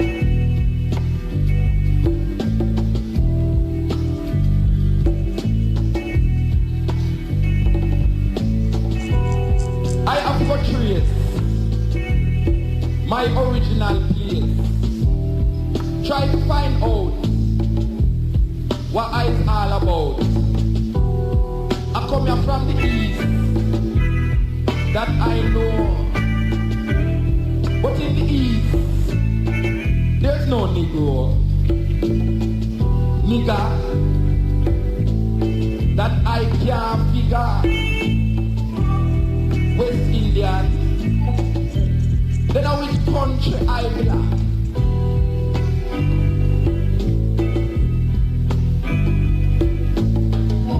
Wait.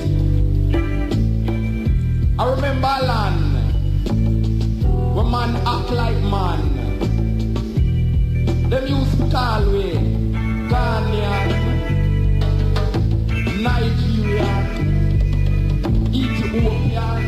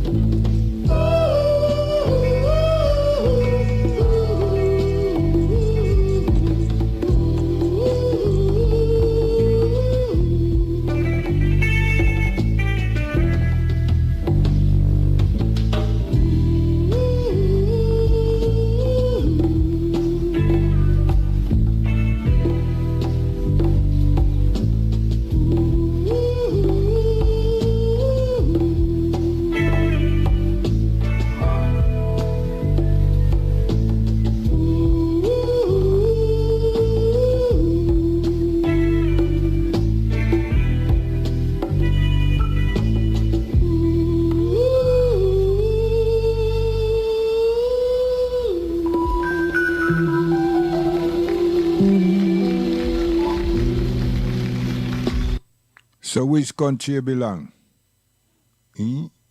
Which one? Child of the slave. Children of the slave. Your grandmother, your grandfather.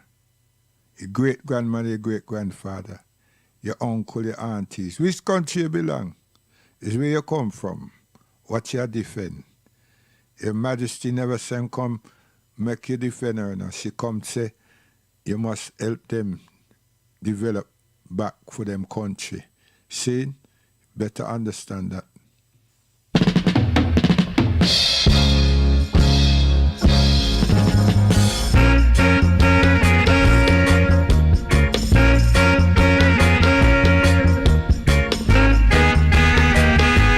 You see, when it comes to music, talking to people and doing certain things, we are the best, man. Settle!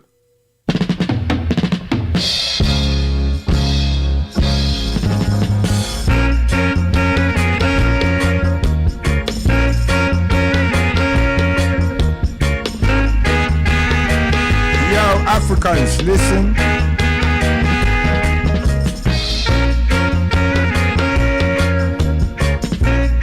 Caribbeans, listen. Black British, listen.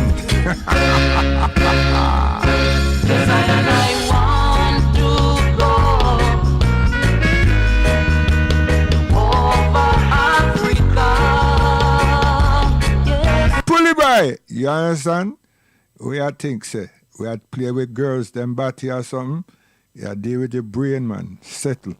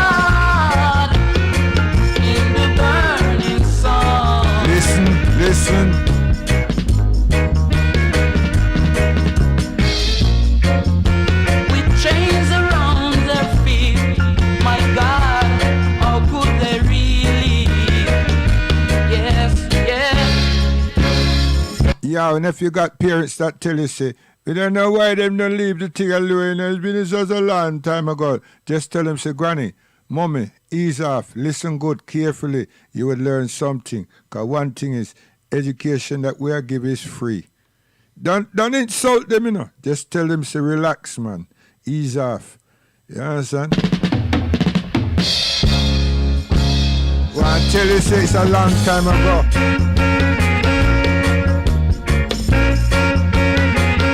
Get over it? Nah.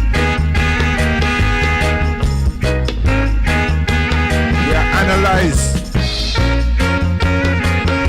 We are aware what discrimination can do, traumatizing you.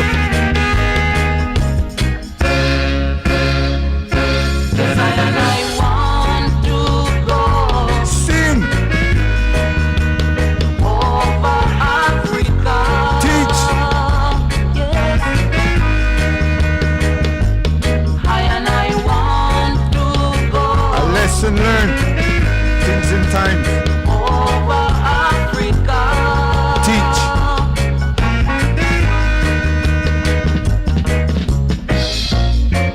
All of our parents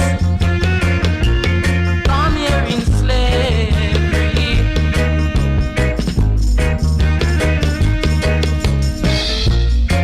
Yes, they work so hard in the burning sun.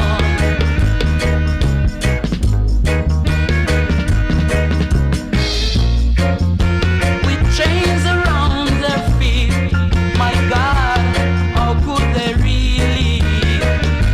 Yes, yes. But now the chains are free. Listen. Time to go beyond. Yeah. Me black brother want to go over Africa. Yeah, yeah.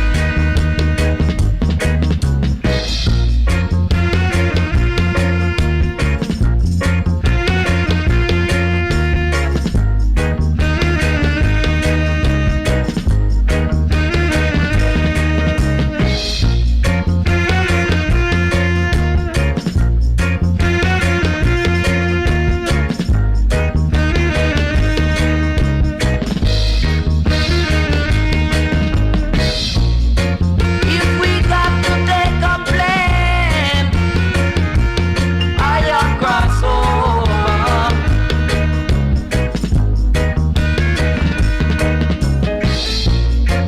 If we got to take a boat, I cross over.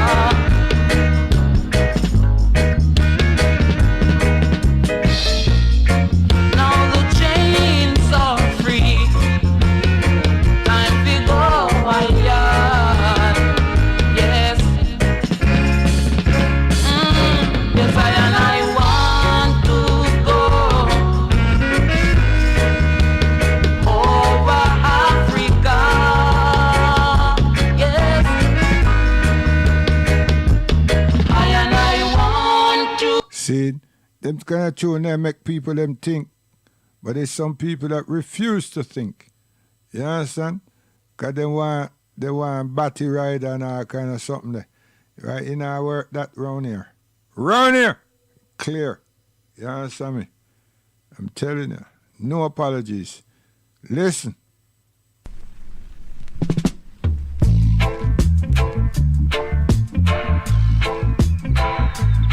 All far and wide Africans, listen. Africa, we want to go. Whoa, Africa, we want. Yo, just to get some confirmation, you know. You see that beautiful skin you have, that melanated skin. You think the Almighty don't know what him do? Eh? So those of you who want to become European or whatever you, look at that. You understand? Look at that, you know. Because many of our illnesses and everything is because we're there in this place so long. is not so conducive for us. It's not healthy. It's not healthy. You understand? When you see my cousins them, when summertime come, rotted man, them look blue-black. You understand? Them get, them become alive. See? They become alive. So when you look upon that melanated texture you have there, know so that belongs to one place and not the Caribbean. It's a given that we were sent down, that we are put down there for agricultural purposes, and in modern time now, right, it is fetish services and purposes. You see? But the homeland is a continent called Alkubaland, which is also called Africa. Place where you find Nigeria and Uganda and Tanzania, Ethiopia, Somalia, and Sudan, yeah, Botswana, Zimbabwe, and all them places there. See? Rhodesia, yeah, which was called Rhodesia, called Zimbabwe now. You understand? And yeah, Zambia. Yeah, you understand me? That's the continent. That's the African man continent. That's the black man continent of the children them that born in England, born in the Caribbean. You understand? And all them millions that they are Brazil and in South America, they're Africans. They're the children of the slaves in the diaspora. If your teacher not tell you, you expect them to tell you they don't look like you? Come on, man. Let's be sensible. Yo, sing.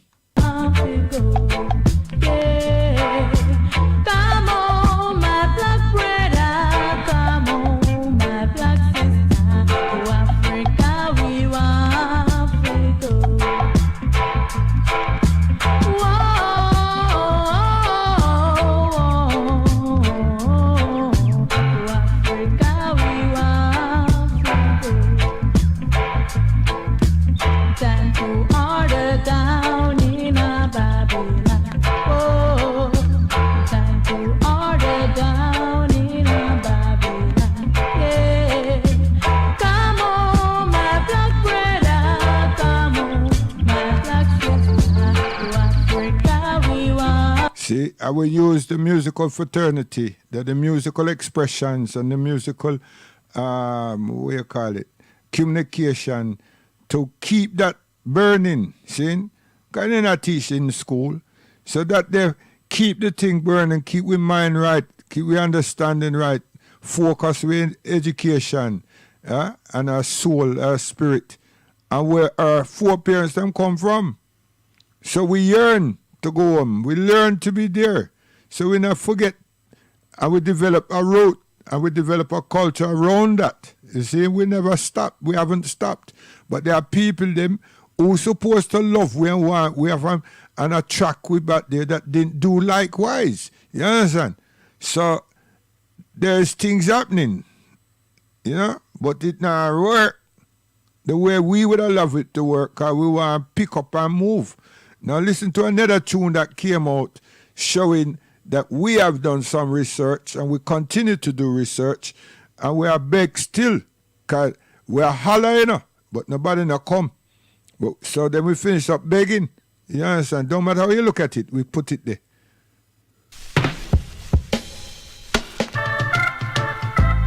Come on, boy. Say your name is Toby. My name is Kunta Kinte. Kunta Kinte, Kunta Kinte. As I treat for black roots with Gambia, West Africa. In my father's village in the year 1750, I Kunta Kinte was... See, I give you a historical reference, you know, in a music, in a record. So then when you got some people them that know things that come from the continent, and refuse to share that with us because of some Islamic creed and everything. No, unacceptable. Unacceptable, man. Seriously. Yo, listen to how we do what we do all the while. We don't stop.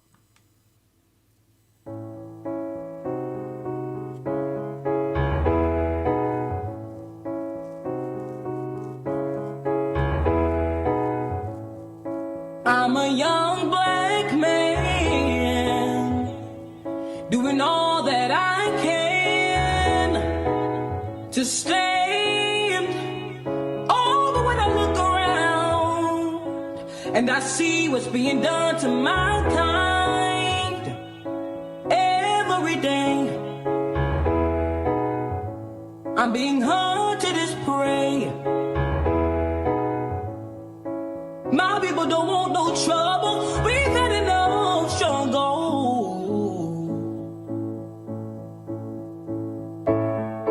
I just wanna live. God protect me. I just wanna live. I just wanna live.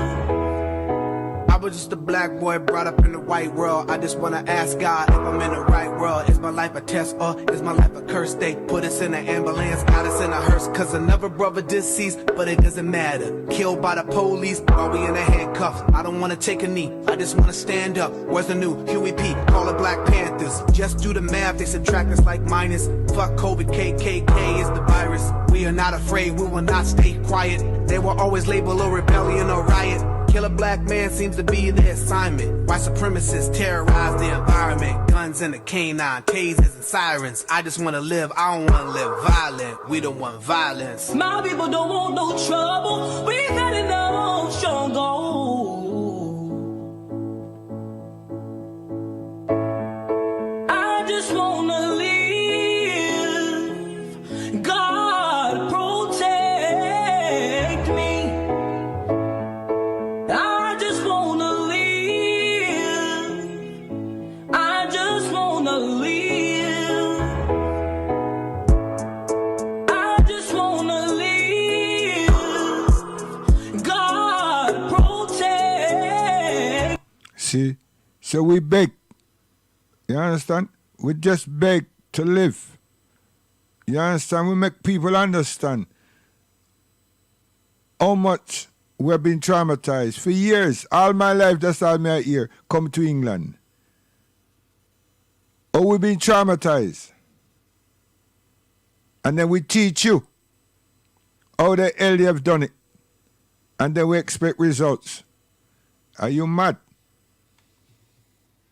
I'm a young black man doing all that I can to stand. Oh, but when I look around and I see what's being done to my... Could y'all think that Usain Bolt was still running? And with the situation now we say, hey, yo, you shouldn't run enough. You should protest with your foot. Forget all the remonstrating with your hand the bolt. You now run. When the man say, start, set, boom, you don't move. And if you can tell all the black man them that's line up to run with you, them do the same. What? Hey, what a... Listen. But you see Tommy Smith and Chris Carlos, a man them. My generation, nah, a them teach we. They're older than us. Black Panthers, predominant. Fear no factors, nah. But could you imagine? You tell them, don't run. Can you imagine telling the athletes now, don't perform? Can you imagine telling the basketball players them, don't bounce the ball. Come out. Do everything that you're supposed to do, that you normally do. When game for play, walk off. Soon as the referee throw the ball up in the air, walk off. All those who are black man, African man, defend. Defender of the nation, defender of rightness, defender of righteousness, defender of humanity. Only but a few would do that. Said, nothing happens. And then someone going to say, when we get fined, are you going to be there? When we get fined, stupid backside idiot. West Indies, come off the tour.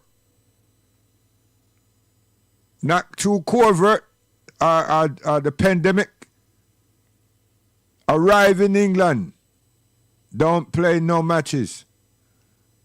Stand in solidarity for rightness. You think that would happen? Nah. Weak hearts. See? So every man, every woman, everybody have to know themselves. And do what's fitting, proper. Because we're not organized, we're not coordinated. We have too much roast breadfruit, coconut, and Rufuses among us. And the worst thing is, you can't distinguish them because we all look the same. Melanated. We have the skin color. It's just the attitude, the behavior. And the side of the fence that many of us choose to be on. And you see, the thing is, when God created us, human beings, the difference between us and everything else, we have freedom of thought. We have thought. But we are one set of people, children of the slave, that don't draw together. Them take that out of us. Theological education took it out of us. So when one and two of us is like this, we're renegades. So what would I do to it? They would have dashed you into some other country if they didn't kill you or throw you in prison. So we're not in contact with other like-minded feelings of others. Or we won't penetrate others. Wake them up. So the man them that take them sound of Europe and everything, them dumb down everybody. Left the youth them to be part and parcel of a new sound. And that new sound now represent nothing but violence and ignorance and loss of life. And they educate nobody. But they make a money. They did. Someone gave them some money. Because it's a distraction. It's a deflection from who they really are. And well, the vices who control that thing know what they're doing. We're not in control because we lost for money.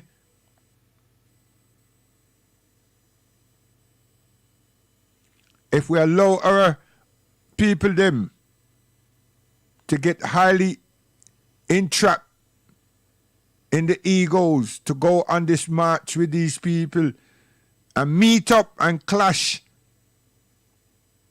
we will suffer and it will look stupid internationally. And the distraction from the feeling that the world has been feeling for us. With this with the pandemic and the fact that these police killed this young man here, we would have lost that too.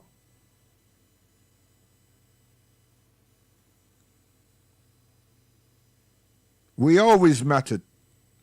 We not seek someone else's approval to say that we matter.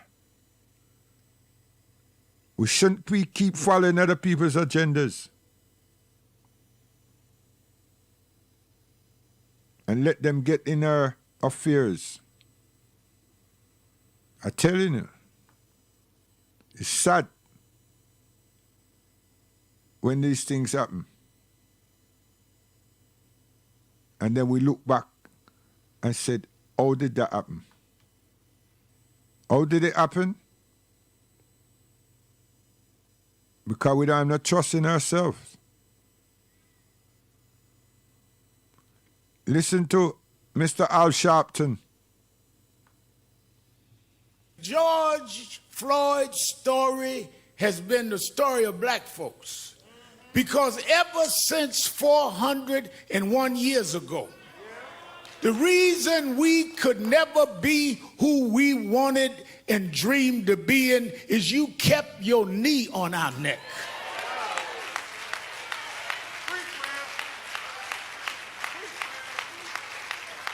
We were smarter than the underfunded schools you put us in, but you had your knee on our neck. Now, him say that, and I play it for that purpose, that piece. When anyone here in England, and those who been listening to me on the other program, but those of you know who can listen, Black History, it present whoever gave us those pamphlets, presented all the industrial and all the humanities resources that the world needed, that the world uses, and their inventors were Africans. And when we look carefully and analyze black history that came to England from America and somehow was accepted because some of our elders push for the acceptance of it and them give October. So what we got was our inventors of household and industrial products from African peoples, slaves, children of the slaves, in the United States of America and across the Caribbean.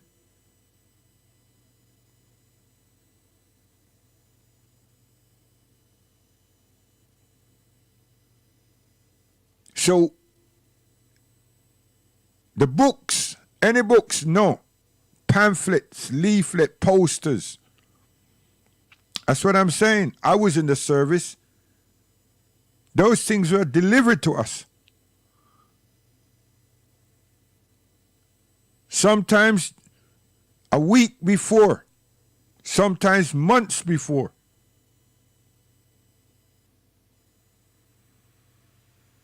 And we were so happy to get them. We make all our centers and some libraries that accepted us and gave us some space. We put those things out there. But there's no books. And it was never entered in the national curriculum in this country. It was just told that there would be Black History Month and they expect community workers that liaise with the schools or with local authority to come in their town hall or some spaces and put up our displays. And those of us who learn and recite, rehearse some titles and some names,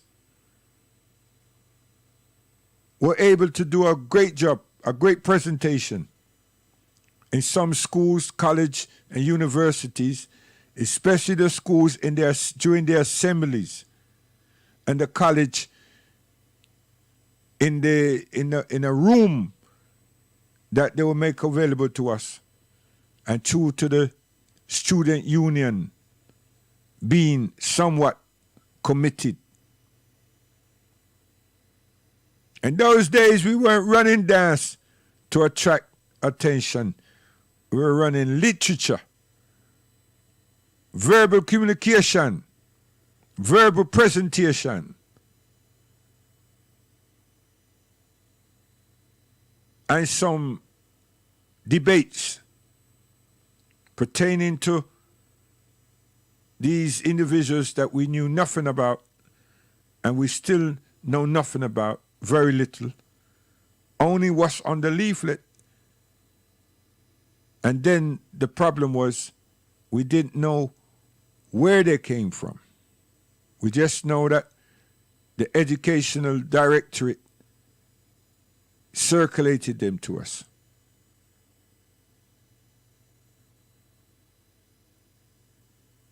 Or they were circulated by the Educational Directorate of London. So, we again, dumb down, yet still we want to say that this is we country. You want to behave yourself and leave the people them thing alone.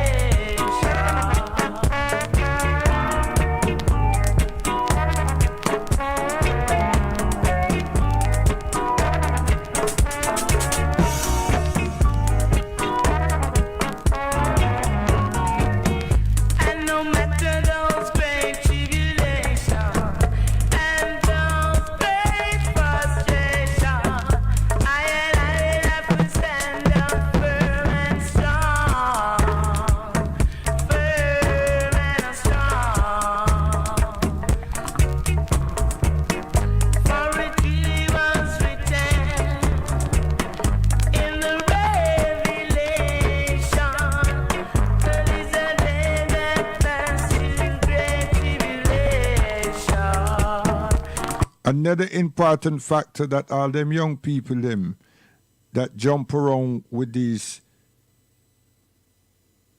people, these agitators that want to become white supremacists or whatever. Are your country? But one thing you must know that your forefathers them weren't equipped to do the work, to do any work. They didn't have the mental capacity or the technical skills and know-how to do any work, the work, certain works. And we were requested by your foreparents, your forefathers, and your foremothers, and your queen, your government, to come here. We didn't just get off our black asses and come to your country.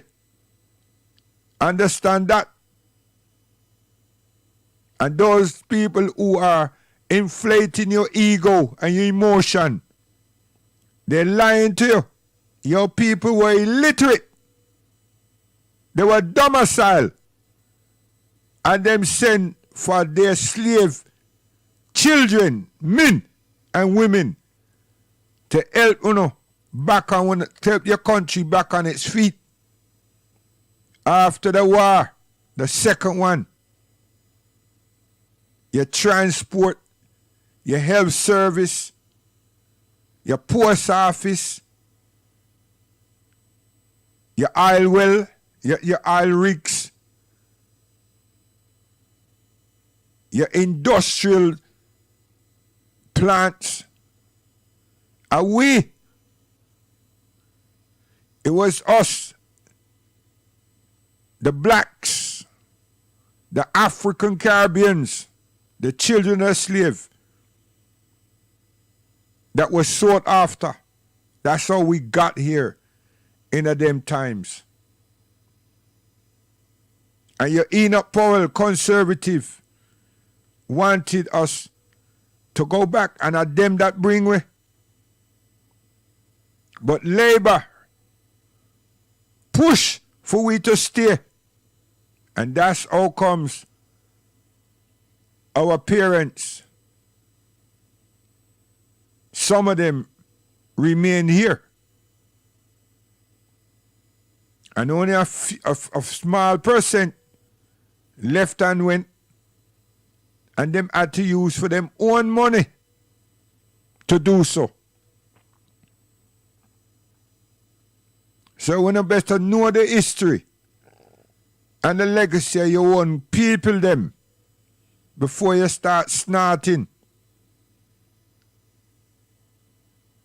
and bruising and diluting truth to irritate yourselves. And you have some Negro Nancy with you to help fan the flame that you want to create.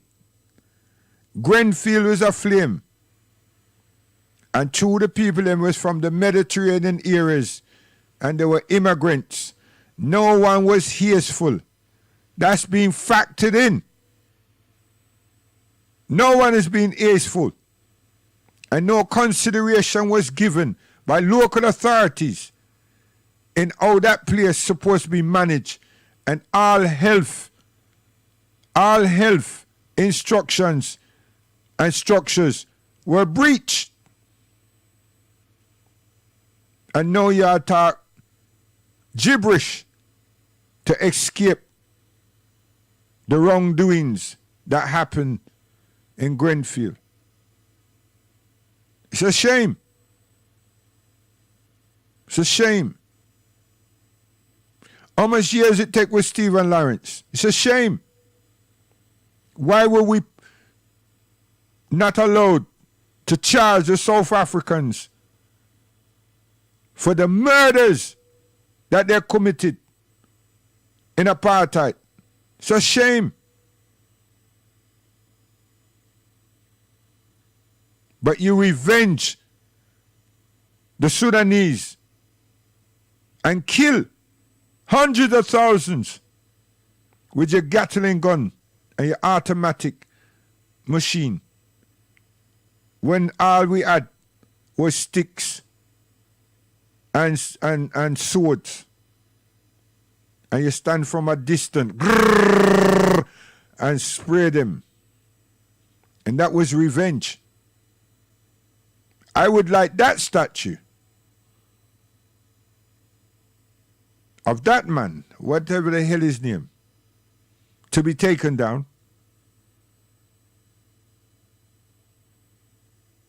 I would like that history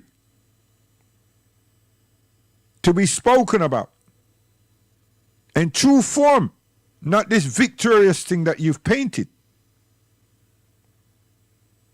But you did murder, you did kill, you did wipe out in a day, mass proportion, and you make it a world record.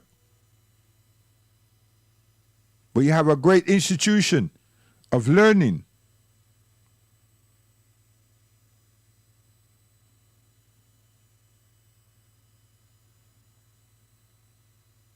From one of this in the name of one of the individuals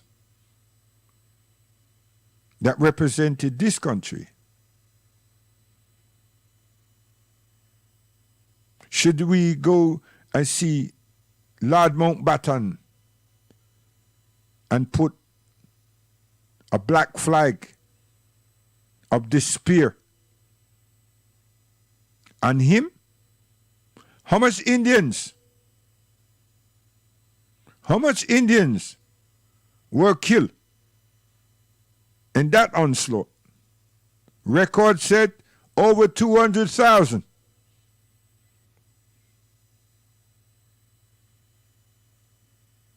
This is England. This is England. It's not somewhere else. When our fathers were cleaning and laying your tracks, never mind the cleaning, laying your tracks, these young people that's getting so naughty and getting rolled up, their grandparents wouldn't get up.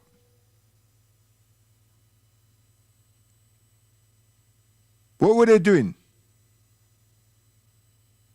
Having chips, pickled onions, pickled eggs,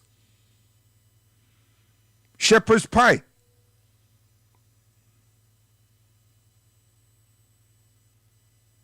Eating a newspaper while we were laying the tracks and you drove the train or steered the train. But we laid the tracks. Look at us. Our home is warm. We came to a place, it's cold.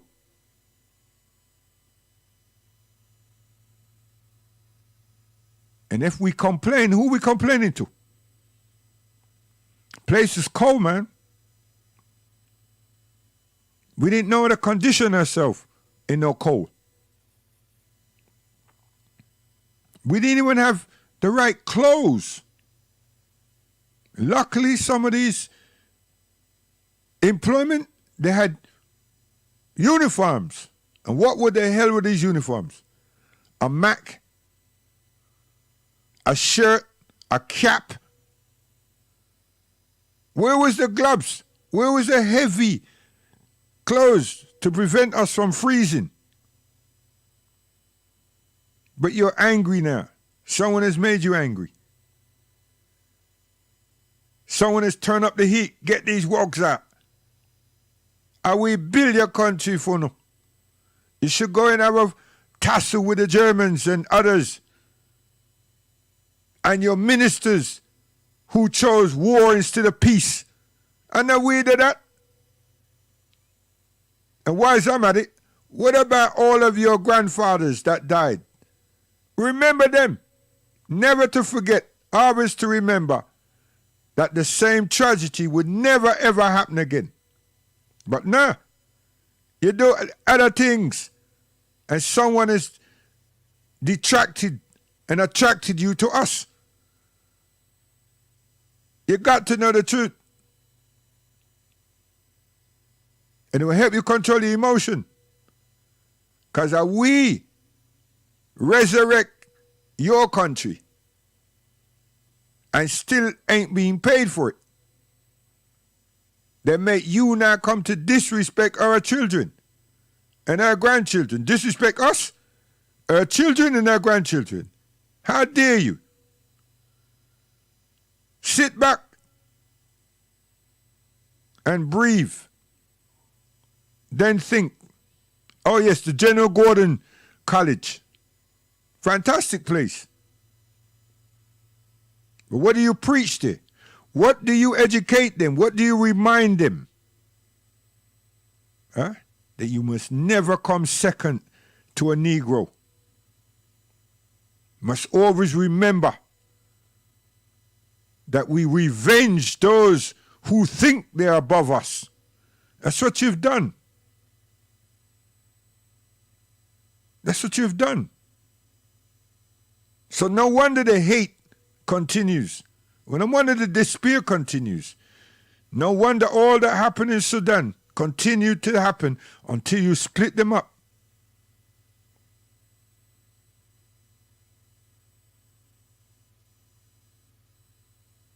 And now the world has a virus. And how much of us are being used as fodder, and you intend to try to use as fodder continually? Come on, man. And you black man, brothers and sisters, leave the people them thing alone. Let their sons and daughters question their fraternity concerning it. And we sit back and write letters to politicians concerning it and question our elders. Why didn't you all do something about these things? Leave them alone. At their country. If you can convince yourself it's your country, let them love you first. Let them show you that form of affection. And then you can go do something. Until such time, you ain't qualified and it won't be right to do. Leave the people them things alone. Yes, Mafia Floxy, Richie Davis, Central Line, here we go again, making England great. Listen.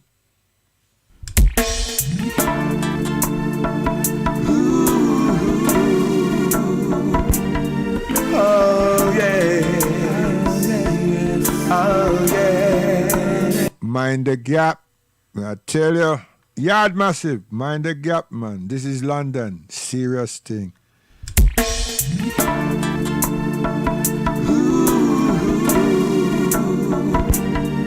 Oh yeah, oh yeah.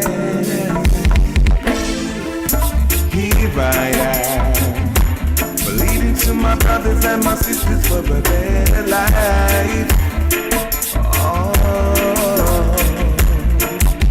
hey, there's no cause for us to live together through the day. Oh, do you even say yeah? Sorry, be Magadag, who's another than my jewelry.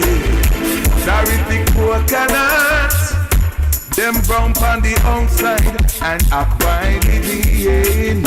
But just don't understand why be the end. But just don't understand.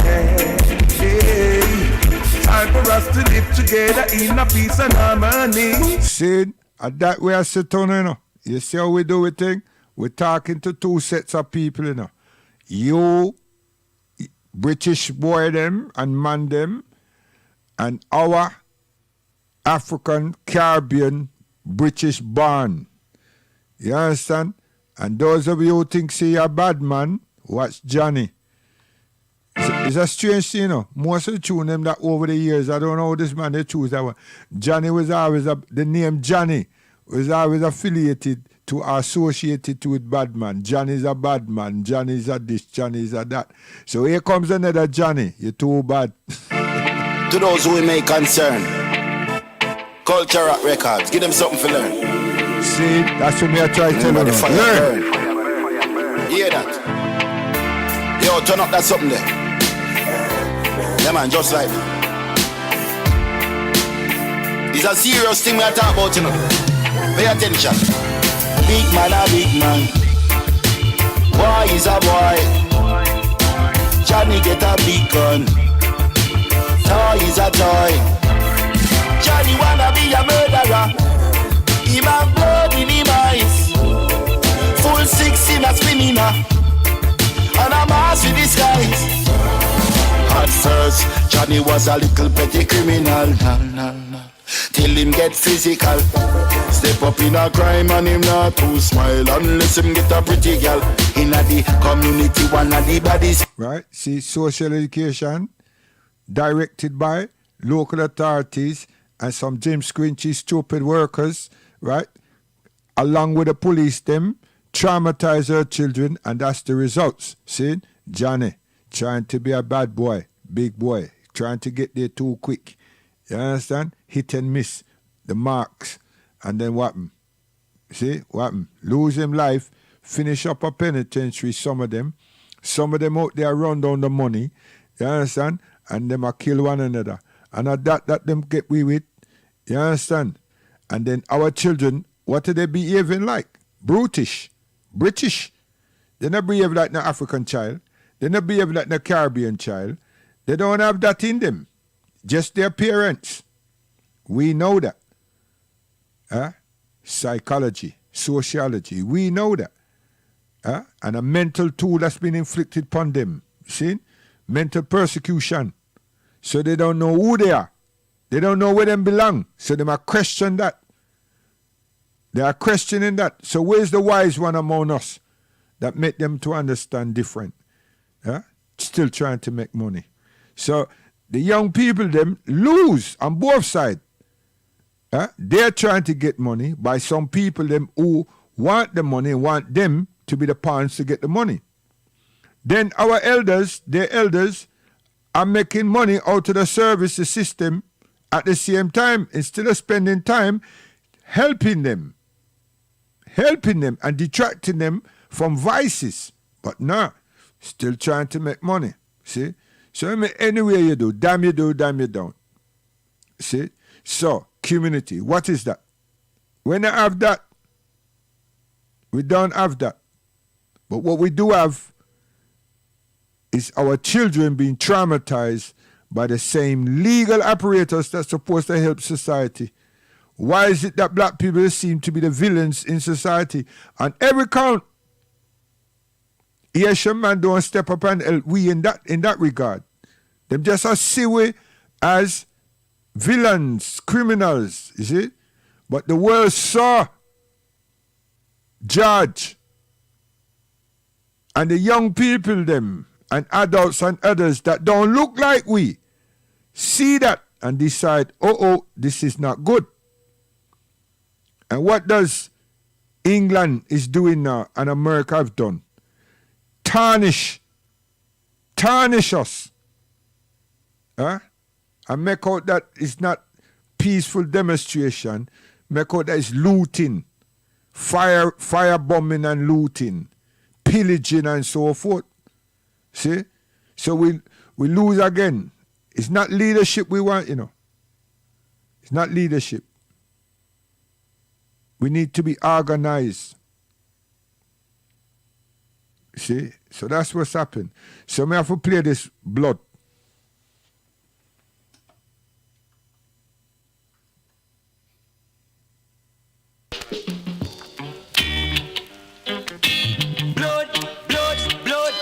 Blood and fire. Blood and fire. Mercy, Lord.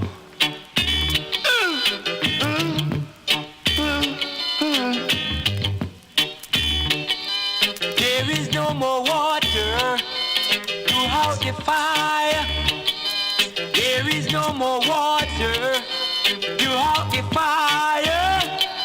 Let it burn, let it burn, let it burn, burn, burn. Blood and fire. Blood and fire.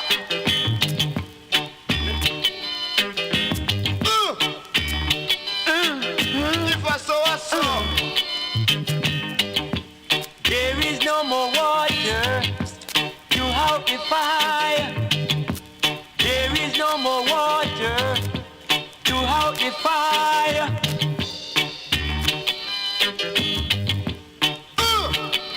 Let it burn, let it burn, let it burn, burn, burn. Judgment has come and mercy has gone. See? So where's the judgment? Where's the mercy? And all we are seeking is justice, fairness, and justice. Trump changed the pattern. England changed the pattern. So it come now like people are saying like, where are they? They're villains. We don't have no platform to make the world now, the rest of the world, them realize what has been attempted. Because now all the station them, all the news media platform are singing off their aim sheet. You understand? That's what they've done. So they've accomplished something. And we are found wanting from America back here. No media platform to stand up. And then we see some roast breadfruit. I sit down there, especially men, and make George look like a villain. And then turn around and make me look like me is a person that means one of them out there. And all the camera them show people that don't look like me rushing in and out of them shops. Not that some don't look like me, but the majority that you see And we not support that rotted because we don't know say that the goodness wasn't that. That was a deflection. Terrible people. Listen, guidance too.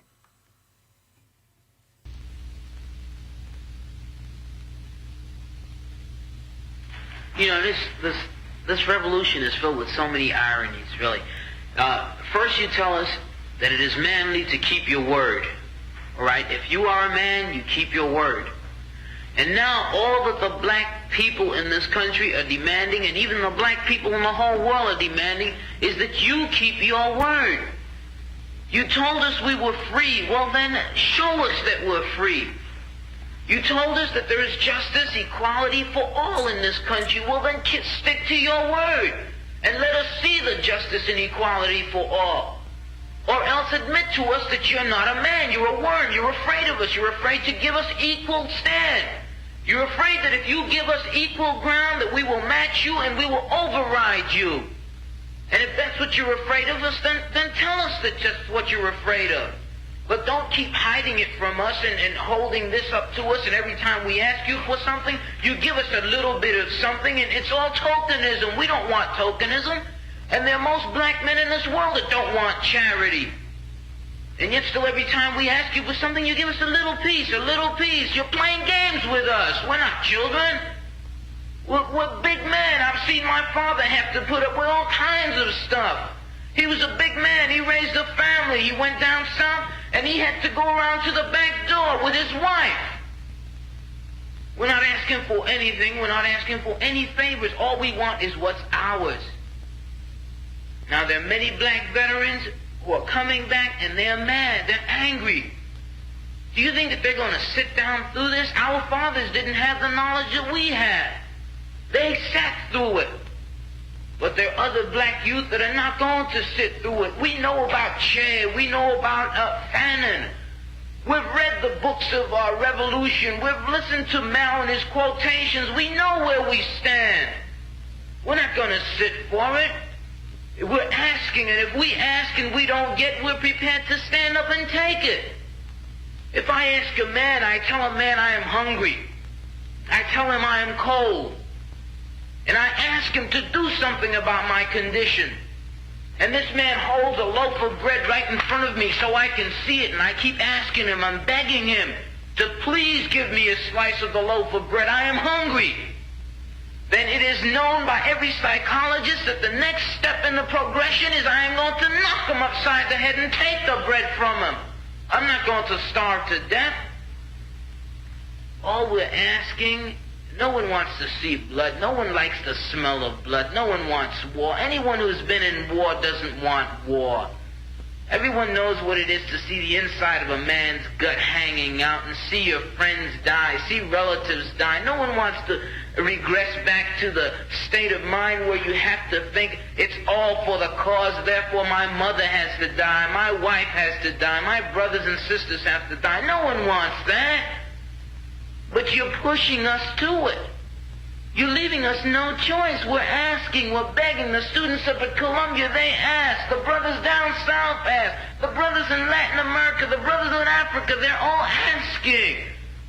All they're doing is asking. Our fathers asked. Our grandfathers asked. The presidents of our universities, our colleges had to go to your back doors to beg that their children be given just enough money so that they could be taught something to live off. And yet still they asked and asked and asked, and you refused to give them anything. Now, we're just about out of patience. We're not going to ask anymore. The news media says that it's only the young that are militant, only the young that want this and want that. Okay, but we're 40% of the black population now.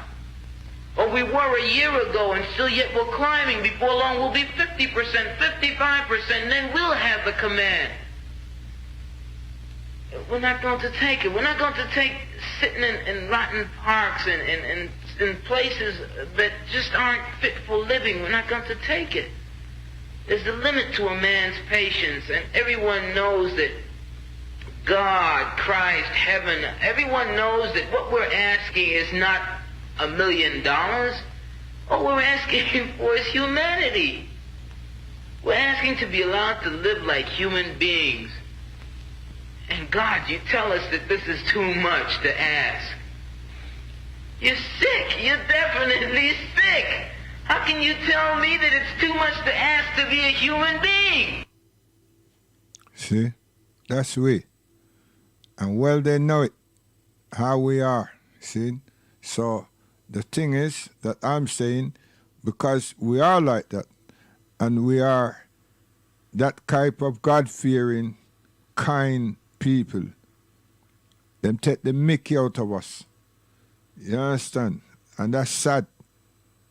Very sad that they do that. We've been crying. I know 76 years. I tell you. Guidance. May God bless you, bless us, strengthen us, protect us, and guide us. May He forgive me for anything in which I've said and how I've placed it to anyone who couldn't really decipher it. May He forgive me for that. Where there is what maybe I've done unknowingly, unintentionally, and intentionally. Salaam alaikum. Listen. It's gonna turn one day.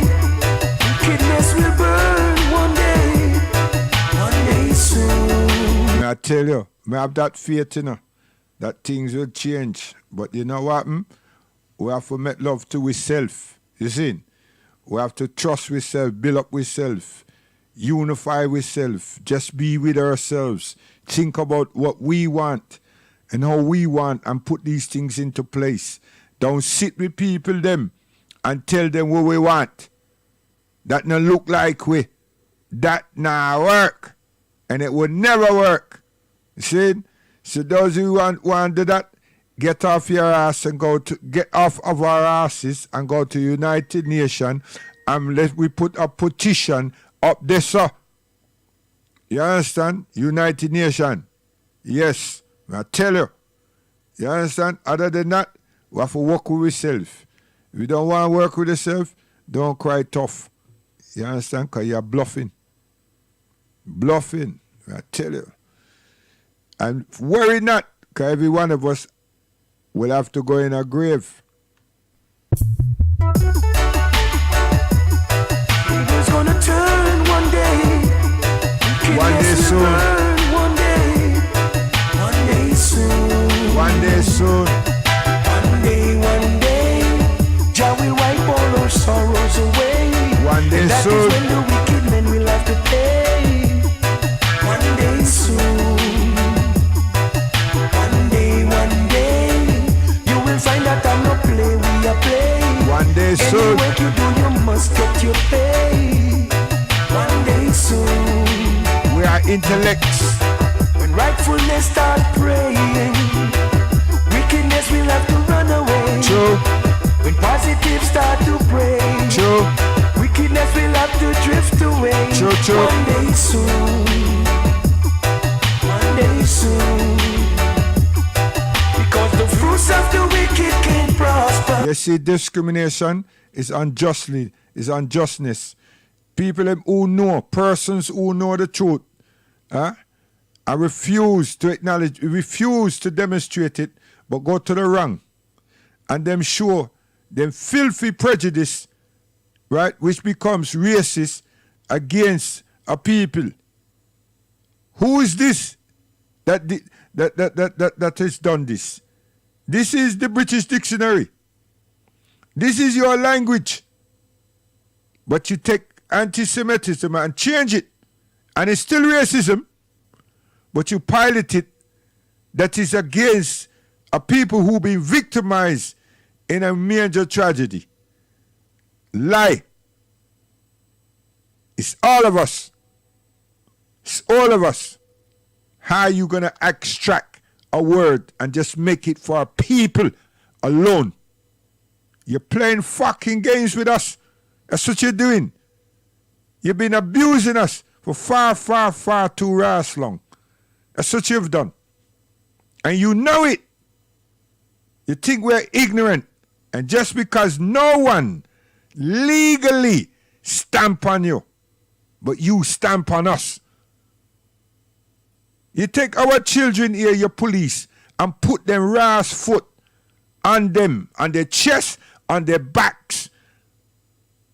On the morning when they're attending school, and in the evening. And then you expect them to have a respect for law and order. That's how you people them deal with us. And now you're doing the same nastiness to our children. So look up discrimination and see. You don't know right and you suppress the right and do the wrong. Willfully. Willfully. And we have our Raheem Sterlings and all these people represent your lion. I don't know how you get lions and you have dogs. But never mind. They represent your country. Try to score goals and win matches. Bring football back. Yeah? And all these things.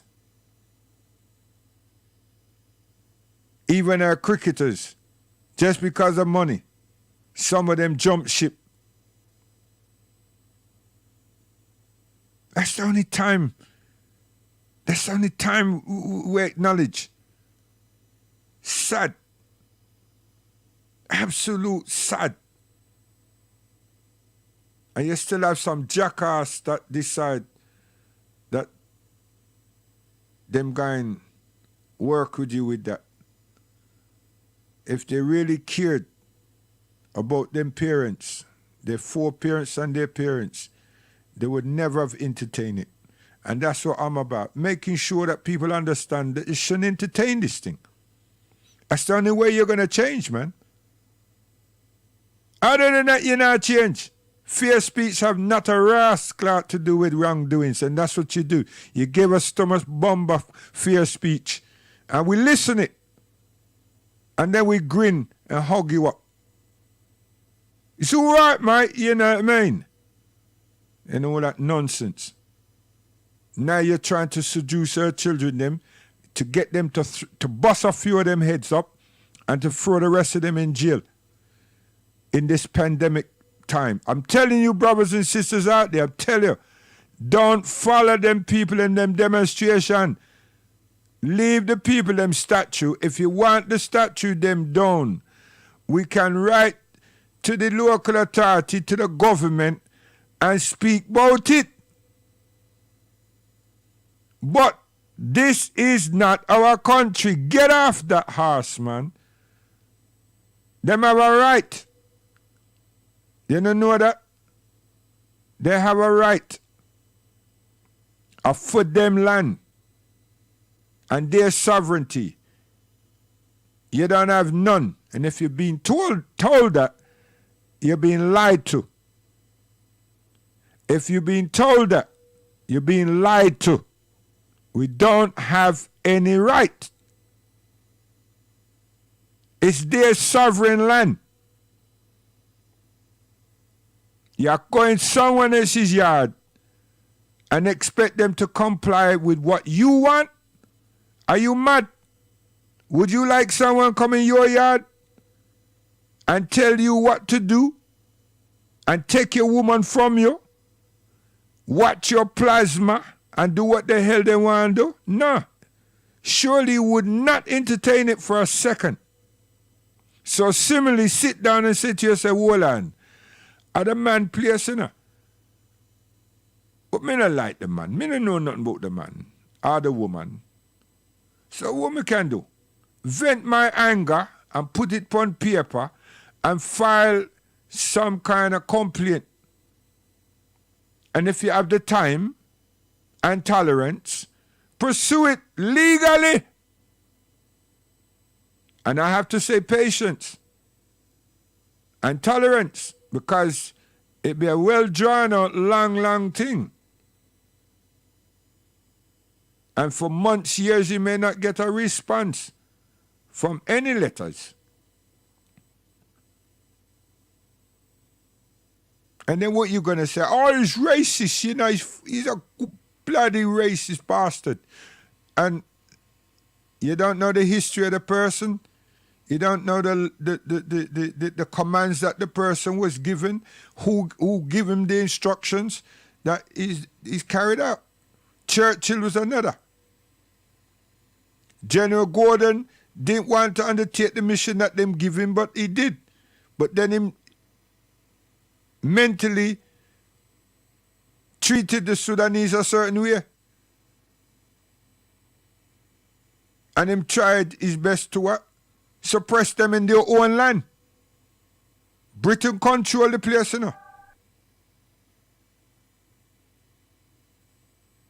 And he was a great mind. He didn't particularly want to go on that mission. But there was a lot of forces that didn't want him. And then a few decided, okay. And them got him out of sight.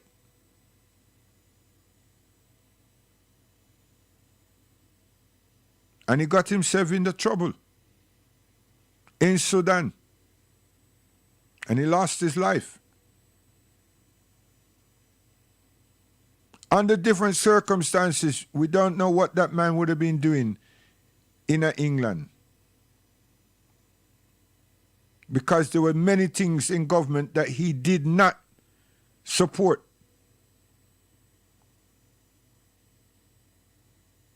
He took early retirement and then they put him back out there, so. General Gordon. And I'm speaking of British history. Not African, British. We can go all the way down up into Tudor. Yes, Tudor history. And we can come all the way up to the First World War.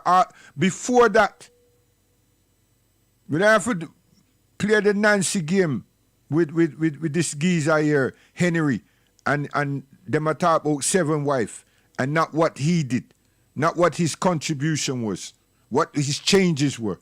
Nah, them not do that. Me can do that. I was taught it, and I learned it. Queen of Scots, Mary, I learned it.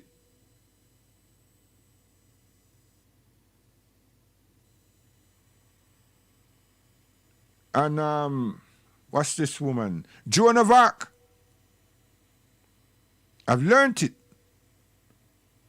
The conflict between England and France. And then we gone over to the Union of Soviet Socialist Republic. Lenin and the Stalins, the Bolsheviks and so on. All these are warmongering set of people, and England. There's no loving journey along their way. Fiction, conflicts after conflict after conflict. So why should we be so surprised? But some of us didn't read these things, didn't learn these things. They see on television. I'm not superimposing anything. I'm just saying, know that this is not your land. It has its history. It has its sovereignty. You could have born here 10,000 times. It's not your land. It's not our land. What credits we get is what them give and allow us. That's why every the people that we look at and we talk about, can't you see? They organize themselves and they retain a culture. We have to come to the understanding that we are children of the slave, and that's it. What does that mean? That means we don't have no sovereignty. We don't have no land. We're subservients. No matter how much degree and all them things we get, that's it.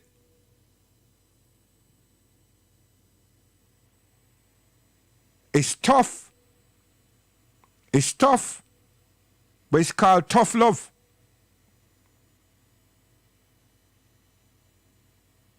I would say Her Majesty the Queen.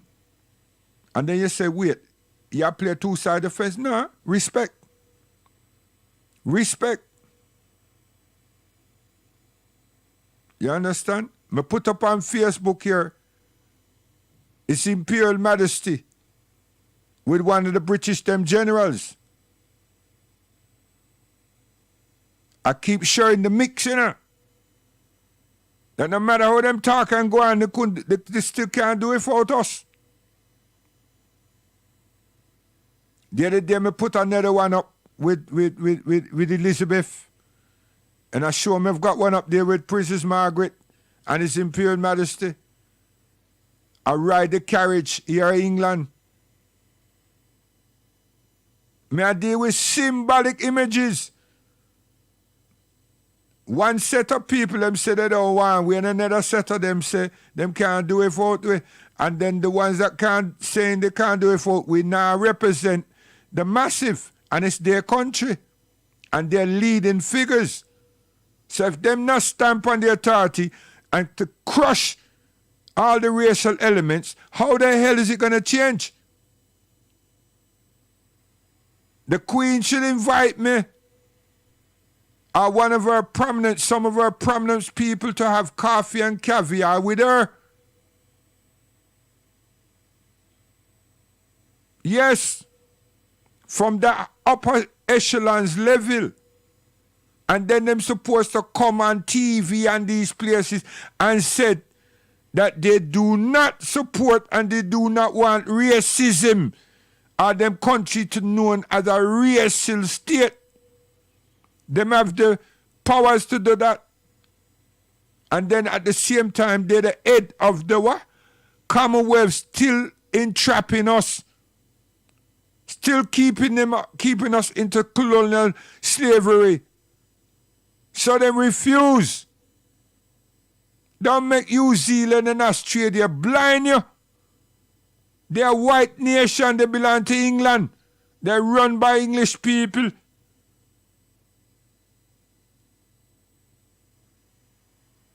If you don't know that, try to know it. And stop interfering. Don't attempt to interfere with those rebel rouses. Get your ass into trouble, I'm telling you. My mother said cockroaches have no blasted business in Foul Pen. Nobody would know that cockroach ever did exist. With nothing left. And in this pandemic, nobody's going to know where your black ass is. Whether you're going Warner Scrub, where you're going up at Brighton, where? They ain't going to know. You're just going to disappear. I'm telling you. And when you do reappear, them go tell us straight away, it's corona you they catch. And now you're dead. Stop it, man. Don't make yourselves be fodder. And don't push up your chest until you say that if you don't go, use a soft man.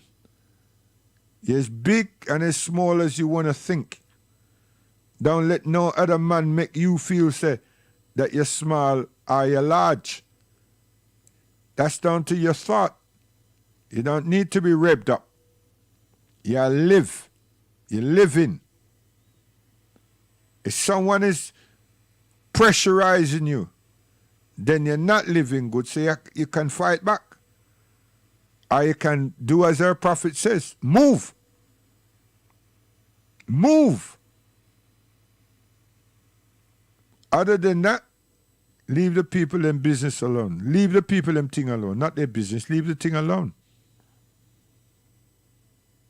If you want to do it to be on Channel 4, Channel 5, and BBC, they're being very stupid. Know the reason why you want the people them statues. What? You don't know nothing about Nelson. Most of the Caribbean, Nelson is represented. Nelson is there. Nelson Square, this, that square, so forth. How about the Caribbean? Matthew, St. Elizabeth, Clarendon, all these different names, St. Joseph, St. John, all these in the Bible. Who are those people? All the islands them have these people name, not ours. Who are these people? So first thing first, your family come from the Caribbean, ask them to fight to change them rotted parish names. Because this is England. This is the aftermath of what them call Great Britain. This is the conqueror of those islands. Their administration run and govern those places. So vet your anger there. But you don't come to the capital and say you want to change this. I'm going to rip this thing down. You're going to put your ass in trouble. And the people them that help you get there are not going to can't help you get out. So Humpty Dumpty, you're not sitting on no wall. And you won't accidentally fall. You will fall. And there won't be no one to try to put you back together again. Because we are that dark figure. So they want to see the back of us quick. And there'll be many holes waiting to throw us in. Legally too, because it's called the pandemic. So why are we going to go bruise ourselves when we have sense? Come on, man. Stop playing the game. We don't need to play the man game, you know. We need to show that we are sensible. We are sensible. Some people out there say, boy, you now represent. Represent what? There's nothing to represent.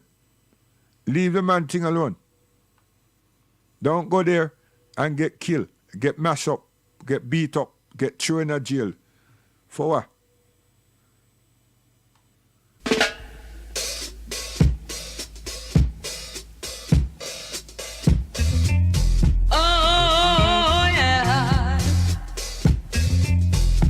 Yo, me want to play this thing a long time. Listen, Bob Marley, I talk to him. Eh? Go on, Bob, talk. So needless him put off. Get it now. Because the time is now. We don't want our children come blood clot suffer in the streets again, man, like how we suffer. No, our children... See? You hear Bob Marley? You see? You talk about our youth, you know. He's talking about things that him experience. You understand? And we all have experienced it. So listen again. Hey, Facebook. Not Facebook. We call yourself YouTube. This is for adults, not children. Listen. So needless him put off. Get it now. Because the time is now. We don't want our children come blood clot suffer in the streets again, man, like how we suffer. No, our children look to we for several yes, we must prepare the way now because, you know what I mean? I mean, we know that why we suffer through this blood clot. That means we can't afford for really, we can't do it. We can't become junkies, you know? That means, you see plenty man, you know, him would just turn to the back, you know? Because when him drink it make him forget. So him forget for like a time and, you know, blood clot, because when him conscious, all them children, them a cry upon him. Him have to do something, you know. Him figure says money, but it's not blood clot money, it's way I tell them. Because if you no mind sharp, it will become money. Because them will always like them want this and them want, and you know, will put like a ties and... You understand? So we are getting another piece of that another time because the people them political correct tolerance, obedience should be always adhered to. You see? So Baba talk about way. You understand? And you see the drug man and the man who drink, you know what I mean? Yeah, and get caught up in the rush.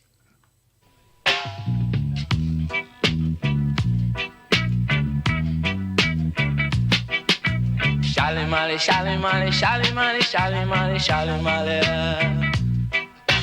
Shally Molly, Shally Molly, Shally Molly, Shally Molly. Guidance. We're gone for good. Shally Molly, Shally Molly, Shally Molly, Shally Molly, Shally Molly. None shall escape the judgment in this time. These words I sing to all mankind. None shall escape the judgment in this time. These words I sing to all mankind. Arise, black man, Jehovah has come forward into Babylon.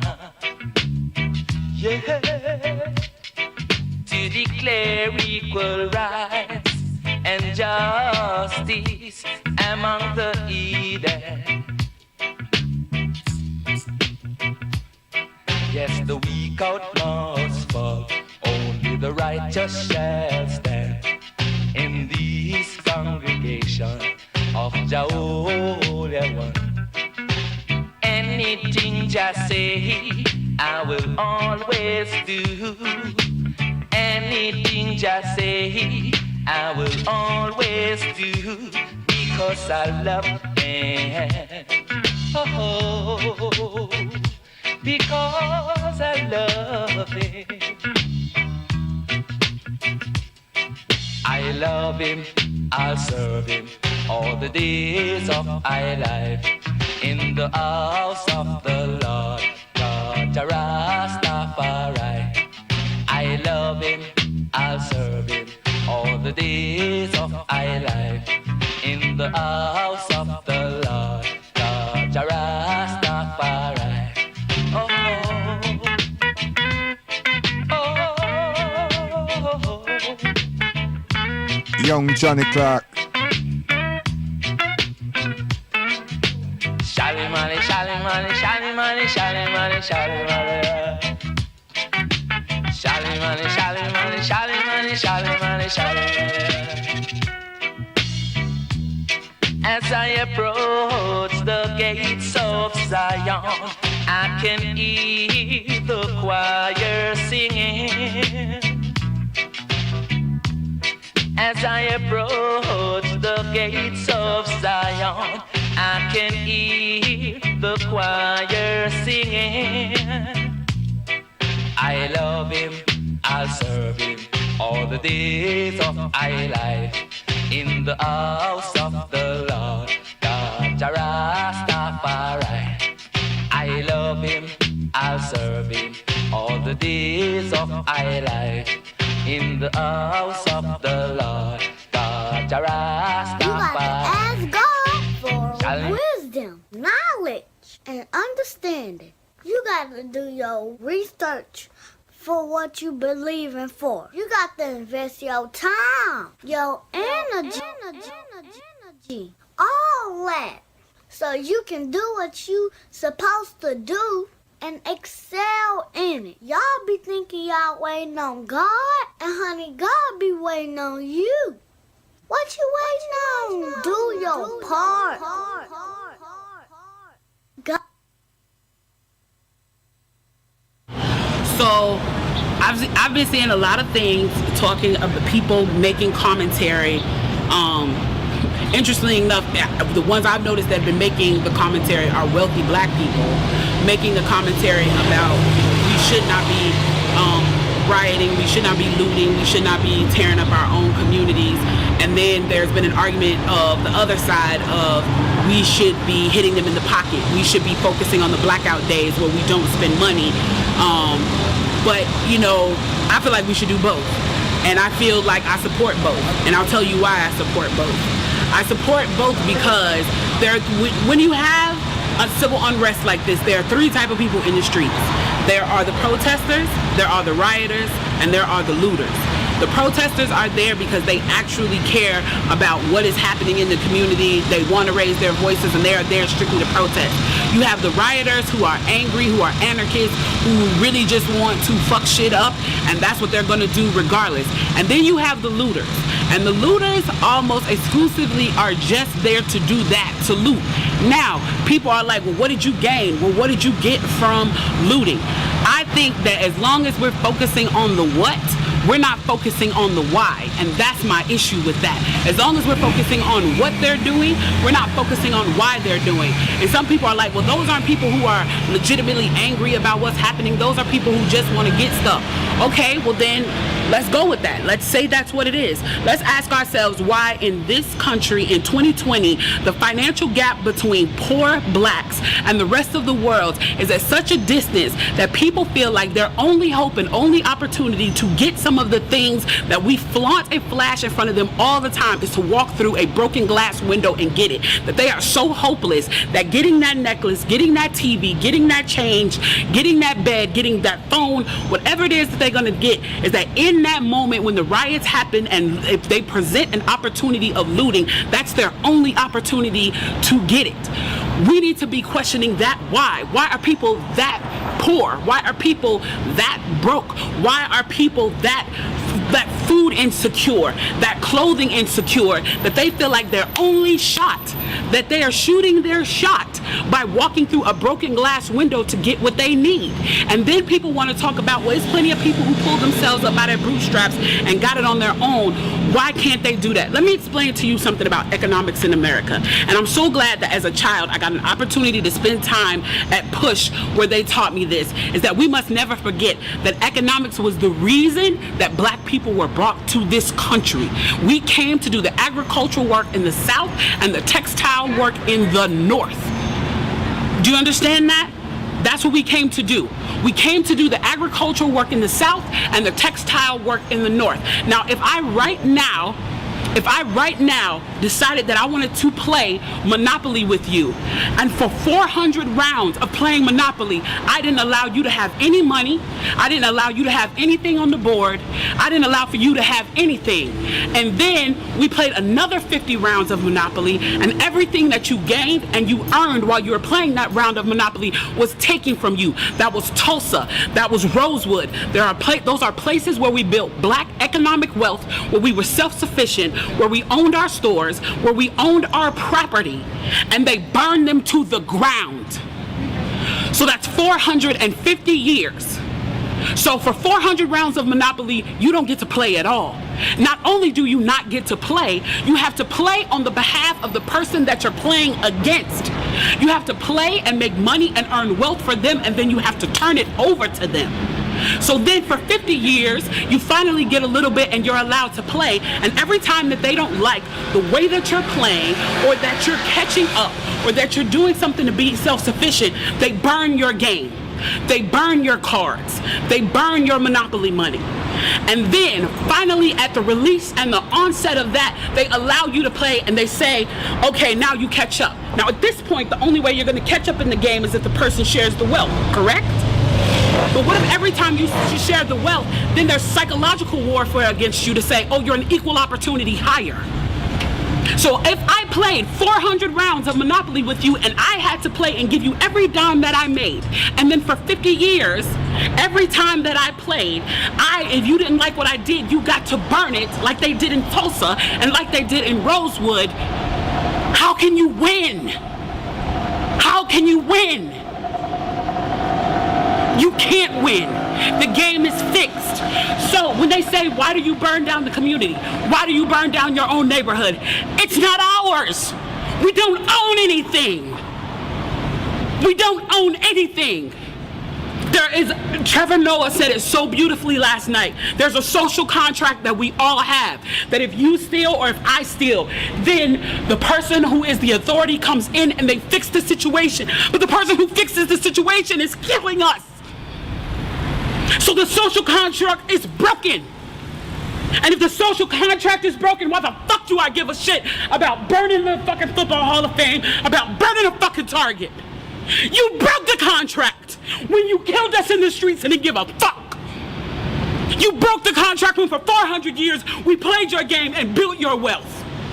You broke the contract when we built our wealth again on our own by our bootstraps in Tulsa, and you dropped bombs on us. When we built it in Rosewood and you came in and you slaughtered us. You broke the contract, so fuck your Target. Fuck your Hall of Fame. As far as I'm concerned, they could burn this bitch to the ground. and it still wouldn't be enough. And they are lucky that what black people are looking for is equality and not revenge. You got to ask God for wisdom, knowledge, and understanding. You got to do your research for what you believe in for. You got to invest your time, your energy, all that, so you can do what you supposed to do and excel in it. Y'all be thinking y'all waiting on God, and honey, God be waiting on you. What you waiting on? Do your part. Guidance.